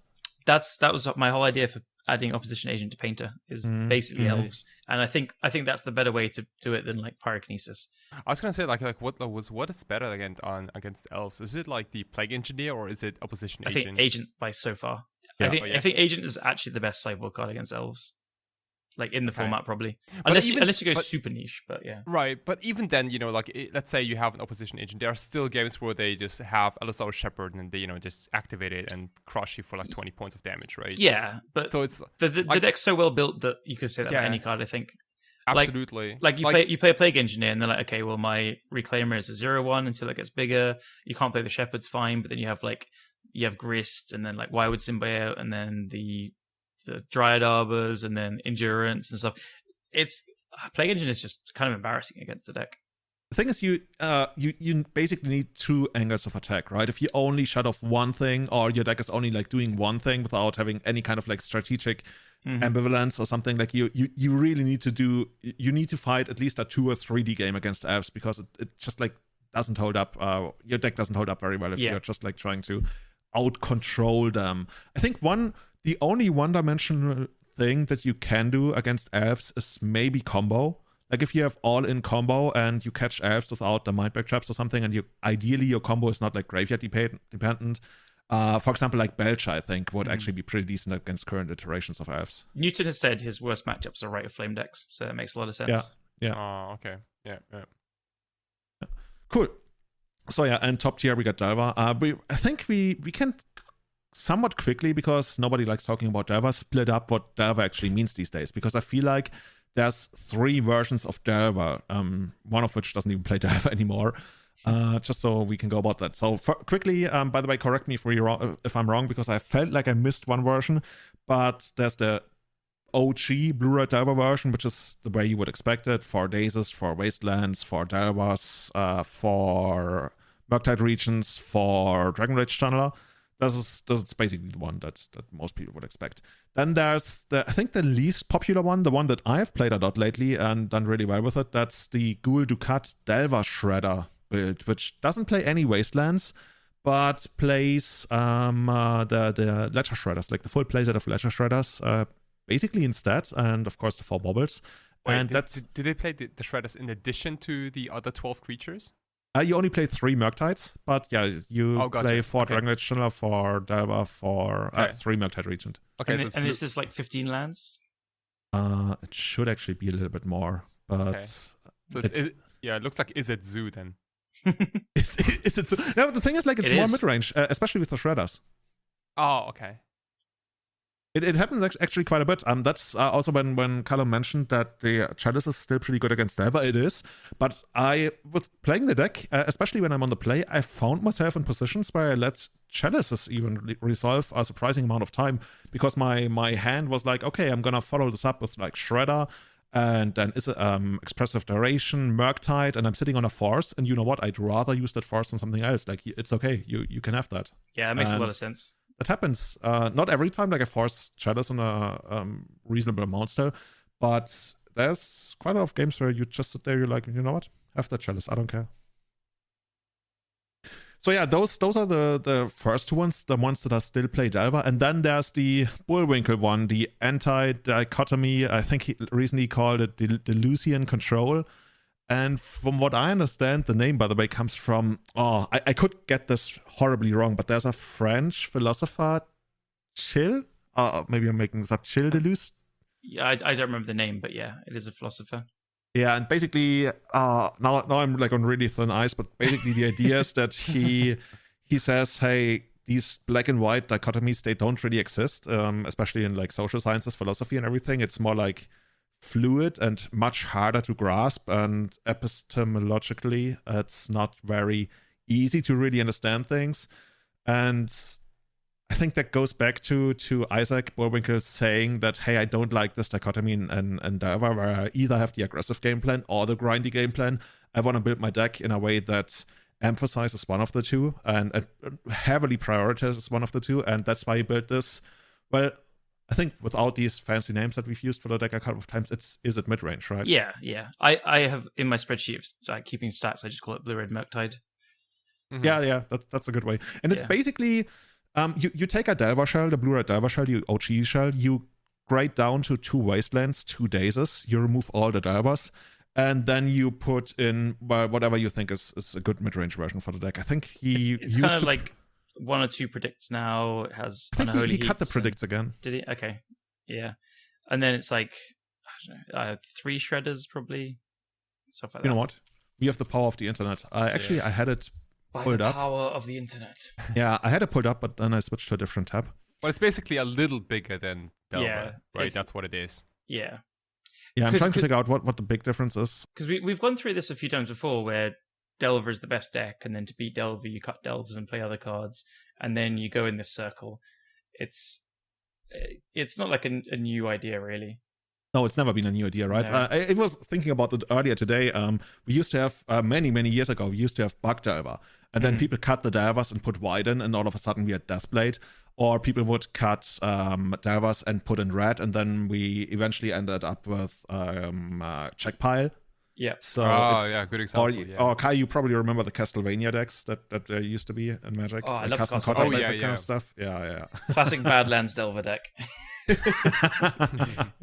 Yeah, and I guess that's also what's happening with the basically blue-red mid-range deck that Bullwinkle has been playing. And looking at the deck list right now, it's basically the Ghoul to cut list, but you exchange a couple of lands, so you have space for Wastelands, but you end up cutting, like we said, 2. Okay, he's back to 3 days. This is almost the same deck that I've been playing, except for like there's Unholy Heats in there, which is the new hotness, right? Mm-hmm. That's just like what everybody's been doing. Let's get to that right now, Callum. I think the first time we encountered that was in the top 8 of the 20th God of Legacy tournament that we covered on, I think, the previous episode. Yeah, so it was the Showcase Challenge, like, really put on the map of what this can do and stuff. So, there was the God of Legacy where the winner had 2 bolts and 3 Unholy Heats. We weren't sure if how metagaming that was, because he knew he was going to be against Rug midrange that had endurances and Uro and stuff. So Unholy Heat's just way better than Bolt. But then for the Showcase Challenge, we had 2 players in the final that were both playing. One was playing Delver, one was blue-red midrange, however you want to call it. But between both decks, there was 8 Unholy Heats and 2 Lightning Bolts, which is mind-blowing. That's so unexpected. So unexpected. So as usual, I just think Japanese players are ahead of everyone else. And if they're expecting like with Delirium, like these blue red decks have proven with baubles they can turn on Delirium pretty easily. Like you play against DRC turn 2 with Delirium fairly often, and so yeah, six mana can like totally kill a Murktide sometimes. That's the thing. Like, you know, sometimes there's 7/7s or 8/8s and stuff, but if you can play a 1 mana spell to kill a Murktide in spots, like often a follow up one or whatever. The thing is, because like bolts, like even sometimes 2 of them can't kill it, but 2 Unholy Heats will kill 1. And then you're fighting against these Endurances and these Night of the Wrinkles from green-white depths and stuff. Leisure Shredders that grow out of bolt range very fast, especially if you need to like cantrip into the bolt, you kind of can't cast until their turn. It has weird play patterns. So I think Unholy Heat's just like a pretty smart move, and they're really moving into this just blue-red Murktide mid-range deck by doing that. You know, when we play against Delver, it's the terrifying draws of with Delvers and Lightning Bolts where you die fast. But if the format is moving away from that, then I don't know, Unholy Heat seems amazing. And that showcased finals has made me think about Unholy Heat and Painter as well. I'm just like, actually, killing Planeswalkers is good. You still have all these Jeskai decks that sometimes play a Teferi and tick it up to be out of bolt range, and then you just Unholy Heat it and you've traded up on 2 mana. It's so easy. Yeah. Also, like bolting players is just not very common these days. I feel like because old Delver used to hit you for like 3 with Delver, like 4 with Tarmogoyf, yada yada yada, and then you can finish off your opponent with like the lethal fireball. Basically, bolt, you right? reach out and you barely jump across the finish line with the bolts and make it. Whereas right now it's just like 2 big leaps with Murktide and exactly yeah. Like all you want to do is like have like Doom Blades basically in your deck, right? Just like to kill any potential blocker. And it's like Legacy doesn't even have that many flying creatures or like creatures with reach. Like Endurance is like one of them, but it's not like the format is infested by those creatures in general. So you only need to kill like 1 or 2 creatures to to have like the air for you. Is there a flying creature that has protection from blue and from black? From blue and from red? I thought that would be some kind of Murfolk. You know what? Actually, I'm going to look this up. I'm so sure it doesn't exist. It's probably like or it's going to be like a 5 mana 2/2 from Invasion. I was just going to say the same thing. 5 mana 2/2. Yeah. Or like it's maybe like some weird, I don't know, like Bird Cleric or something. I don't know. Yeah, from like Planeshifter Invasion. Or like or like Volcanic Masks maybe. I don't know. There's no way. There's Achroma Angel of Fury, but that's protection from white and from blue. It's almost I mean, isn't Achroma almost? I mean, she's almost as big as as Murktide, right? Yeah. Marit Lage is the answer you're looking for. Do you remember when Skylasher was spoiled and everyone's like, "Oh my god, it's the Delver killer," and then everyone's like, "No, you just bolt it." I mean, Skylasher would be the Delver killer if it like drew a card at least. But basically, we have Bayfus tricks now. Yeah, or just pro red or Icewind Codal. I guess probably Grizzlebrand maybe, but Grizzlebrand is the Delver killer. Oh, Grizzlebrand still chump blocks Murktide.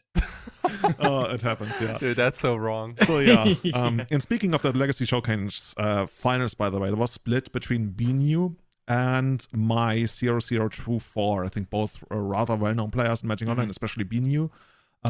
My is very well known as well. They usually play artifact decks, so I was surprised to see them playing Delver. But yeah. Didn't they play a lot of 8-cast? Yeah, 8-casts, and they were definitely one of the first people. Like as soon as Saga hit Magic Online, I saw them like crushing people with blue-white affinity stuff as well. They are quite a brewer as well. Yeah. Well, what's so surprising to me? You already mentioned, right? There's only 2 bolts between them. Like I guess winner or shared winner, BNU literally plays 0 lightning bolts. The 2 that we see are in Mai's list. BNU is like, you know what? Lightning bolt not good enough for Legacy anymore. We've outgrown that card. He's crazy. Just for a little bit more context, BNU played Yuka. Is it Yuka Ichikawa? I think it's his first name, but it's Ichikawa's list. Who is? Oh, okay. Yeah, he's like Pro Tour top 8, like absolute pro. And so I don't know where he must have got a list posted in Japan, but BNU shouted out Ichikawa saying they actually played in the Swiss as well, and he beat him. Huh. But yeah.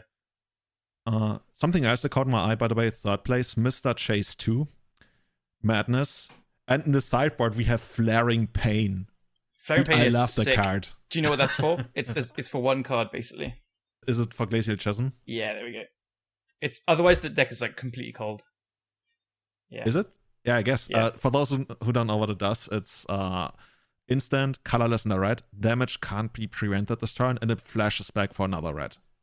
So I guess it slots really well into the whole madness approach. The last time I saw the card was when Goblins played that against me when I was still playing Enchantress in Legacy like 15 years ago. Solitary Confinement. Sick, yeah. Yeah. Like all the Goblin players used to have that. And it's a really Pauper staple. I don't know if you pay attention to that. It's to counter Prismatic Strands in Pauper.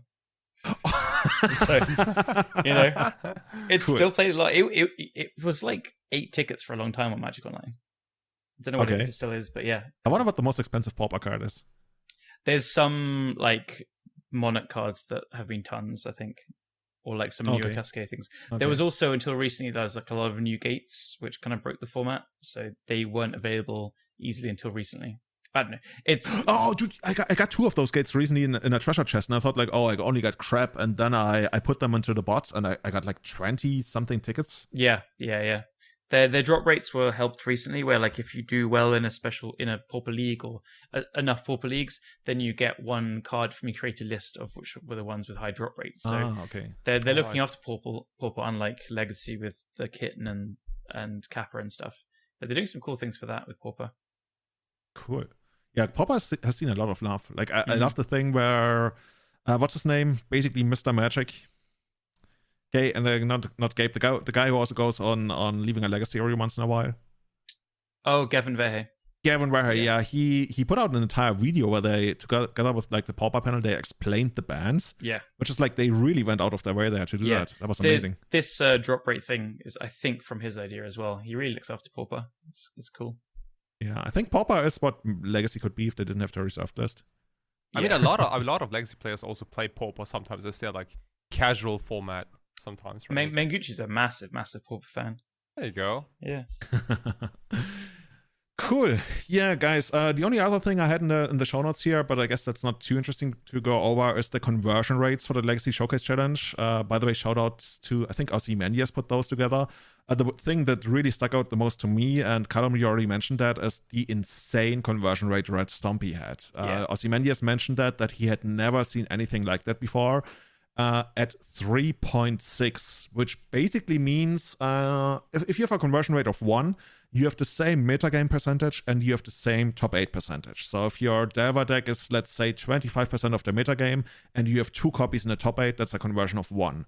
Mm-hmm. Red Stompy has 3.6. It has a meta share of 6% and not top 8 share. A 7-2 share of 22%. So yeah, it did really well. Did really, really well, that deck. It's also one of those decks that I feel like is a little bit harder to hate, because how do you really hate? Yeah. Like the deck that puts down creatures attacks and has some combo pieces, lock pieces. Since it went much more aggressive, it's way harder to beat. Like the versions that play Ensnaring Bridge and then Chandra and Khan and stuff, they have their matchups they're better or worse against. Yeah. But they're much easier to hate out, because you're like, just, okay, well, I need artifact and enchantment removal and then have to deal with the Planeswalkers eventually. But these newer versions, like, these goblins kill you so fast, and there's like so many games where you have like Force of Negation, like you know, from your opening hand you just never cast it because like there's literally no target, you know. Right. Or like the green decks will keep Force of Vigor hands with like a kind of a bit of a sketchy mana, and they just go like Tome on Ravenmaster. You're like, well, shit, right. I'm dead. So yeah, it's this like. It's not even like a juke or anything. It's just that their hands dictate how the game is going to play out, and if it lines up poorly for you, you have like one turn to kind of draw the right thing and stuff. Otherwise you do just die, and then you can find it, and then they like play like the turn 4 Chalice or Blood Moon, and they still kind of get you. It's good deck. Amazing deck. Fable is the absolute truth, especially there. It's just absurd in that deck. I think that's probably like the takeaway from this episode. It's just get your hands on Fable and Ancient Tomb are a sick combo. I will add, actually, Fury is an insane addition to that deck as well. Oh yeah, they were playing Fireflux Squad, and it was pretty sick when that hit Fury off it and stuff. Sometimes it happened to me a couple of times where they were like, exile a Goblin token, get a Fury instead. You're like, pfft. But they've cut the Fireflux Squads now, which makes sense. And Fury is just like, okay, well, because all their spells are 3 mana or more, apart from Hearse. So they sometimes just desperately need that tempo, and Fury brings that. Or it's just an insane threat to just slam because it does get to 5 mana. That's like so smooth, like almost like bread and butter, almost, right? Yeah. Because you ram, like you have 3 mana already because you have to cast a Fable, but then the Fable ramps you up to 5 mana territory, where you can like hard cast a Fury, and then you start copying Fury every single turn. Like that, like what's not to love about this, right? Like this is like literally the best friends. That's like Visionary and Violent Symbiote, you know, just like I've pitched this idea of them working together, and in the Painted Discard a lot, and I've just said like the difference between 5 and 6 mana for Pyrokinesis and Fury is held together by the Fable. Like it just ramps perfectly. It's all too perfect. You go like turn 1 whatever land, turn 2 Soul Land Fable, turn 3 Hardcast Fury. It happens a lot. It's insane. Yeah, love it. And yeah, I think that the part about this that's like the most impressive, or like the how does he even say, like the best part about this whole Fable plus Fury part is that it's not even like overpowered or like broken or anything. It's just very, very good. That's all it is, you know. And like it's a lot of good magic, I think. Like yeah. Right, like you kill some stuff, you have like some synergies here and there. You do a little bit of looting. That's all good gameplay. And both cards give you a lot of options. Like, what do you discard? When do you play it? Are you attacking with the creature, or you need to block? The Fury, do you pitch cast it to get tempo early, or do you hard cast it and get value later? Yeah. A lot of decisions, cool stuff. I'm wondering, is Fury played in Modern or any good in Vintage? Because I'm trying to understand whether we missed Modern. It's absolutely everywhere. Modern's a huge pillar. It's played in almost any red deck at this point because it's so good against Hammer Time. It's so good against like any fringe like go white strategy. Yeah. Okay, I'm just like, did I say Fury? I thought I actually meant Fable. Oh, yeah. Same. Yeah, Fable's played in Modern. It's obviously played in Standard. Fable's played in every format up to Legacy now. Like, okay, because everyone. I'm wondering whether we missed the boat on Fable, but it feels like it went from 12 euros to like right now it's starting at 16 euros, 18 euros. It's like 40 ticks online or something. Or more. Okay, I'm just wondering, like, is this something that you should get like a playset now because it's? I think you should get. I think you should get up. Paper playset. Yes, Magic Online probably not. Yeah, 40 on Magic Online is always that like, yeah, I don't know. Cool. Speaking of Magic Online, you know the card Graveyard Trespasser? Of course I don't. Okay. Of course I don't. Tell me how much you think this is worth. So it's a 3 mana, 2 and a black for a 3/3 human werewolf. Sorry, my brain isn't that quick. 3 mana, okay. 3 mana for a 3/3. It's a human werewolf. It has ward, discard a card. So that's whenever it comes to target a spell or ability, it's counted unless you discard a card. When it enters the battlefield or attacks, exile up to 1 target card from a graveyard. If a creature card was exiled this way, each opponent loses 1 life and you gain 1 life. And then if no spells were cast in a turn, it flips into a 4/4. It still has ward, discard a card. And when it enters the battlefield or attacks, exile up to 2 target cards from graveyards. Each creature card exiled this way, each opponent loses 1 life and you gain 1 life. Do you think this is good, and how much do you think it's worth? It's not a common, right? It's a rare. It sounds pretty medium to me. Yeah. What's the mana cost? Like 2 colorless and a green, or 2 and a black?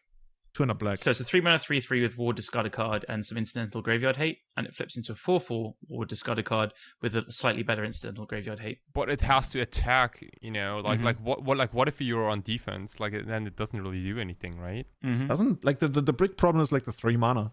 It's just like it doesn't sound too exciting. It's kind of slow. This is 60 tickets. Really? What the fuck? Yeah. Can we short that card? You probably could. Let me look it up. I want to see maybe the artwork is good. What's it called? The artwork's cool. Graveyard Trespasser. Hi, it's 60 tickets. You know, maybe the art is good. I mean, you're an artist. You should appreciate that. I mean, I do, but it's like not for 60 tickets, man. The art is actually really good. It's really cool. Really, really cool. It's also like kind of why Hearse is 40 tickets, because in like Pioneer and stuff, there's Greasefang decks, which is a graveyard based deck, like a combo deck, and there's Phoenix and stuff. So incidental graveyard hate is just very, very good. So yeah, this is, there's some wild ones out there, is what I'm saying. Okay, I would have never guessed that. Yeah. This is the kind of card, if you got that on release, it probably was like 2 tickets. Oh, or yeah, less. I'm sure. Look, made so much money on that. The graph, like I'm on MTG Goldfish now, it's like it was 1.3, 2.2. Yeah.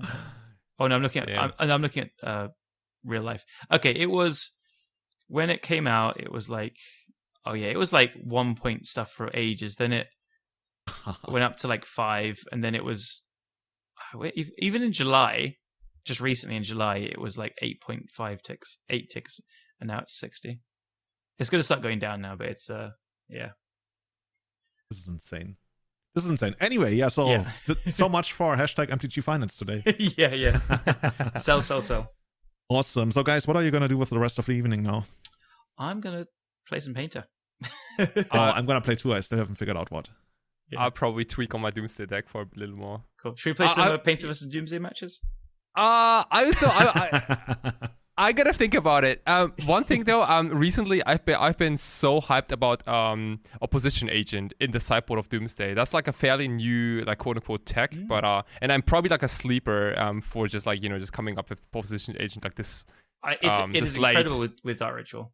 It is incredible with Dark Ritual, and I was like looking for like an additional threat against Jeskai control and also like elves and some other decks. Yeah.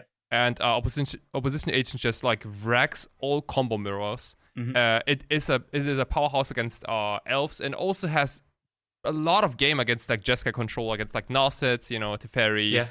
Because they're going to side out their swords and have blasts. Yeah, right? So it can't be blasted. It can't be blasted, and it is so hard to counter because it is a creature, right? It can't, like, Force Litigation doesn't hit, Flusterstorm, yada yada yada.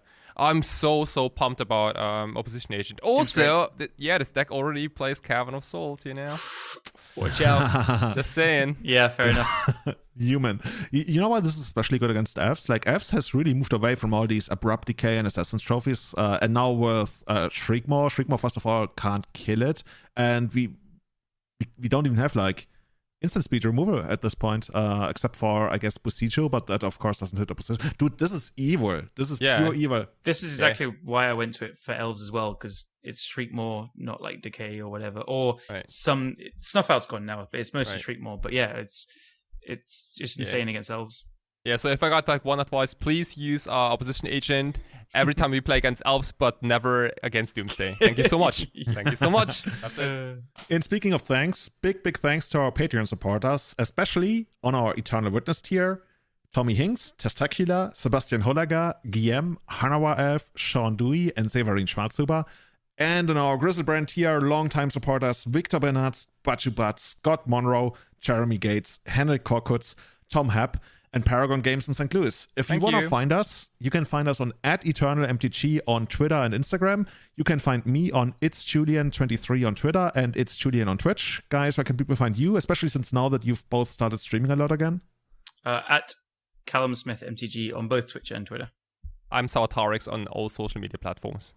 Awesome. With that, I think we're going to wrap it up. If you love the podcast, but you want to do something else, you can also leave a review on Apple Podcasts. And with that, we're going to head into the night with a lot more magic and tweaking Doomsday, apparently. See you again next time. Bye-bye. Ciao, everyone.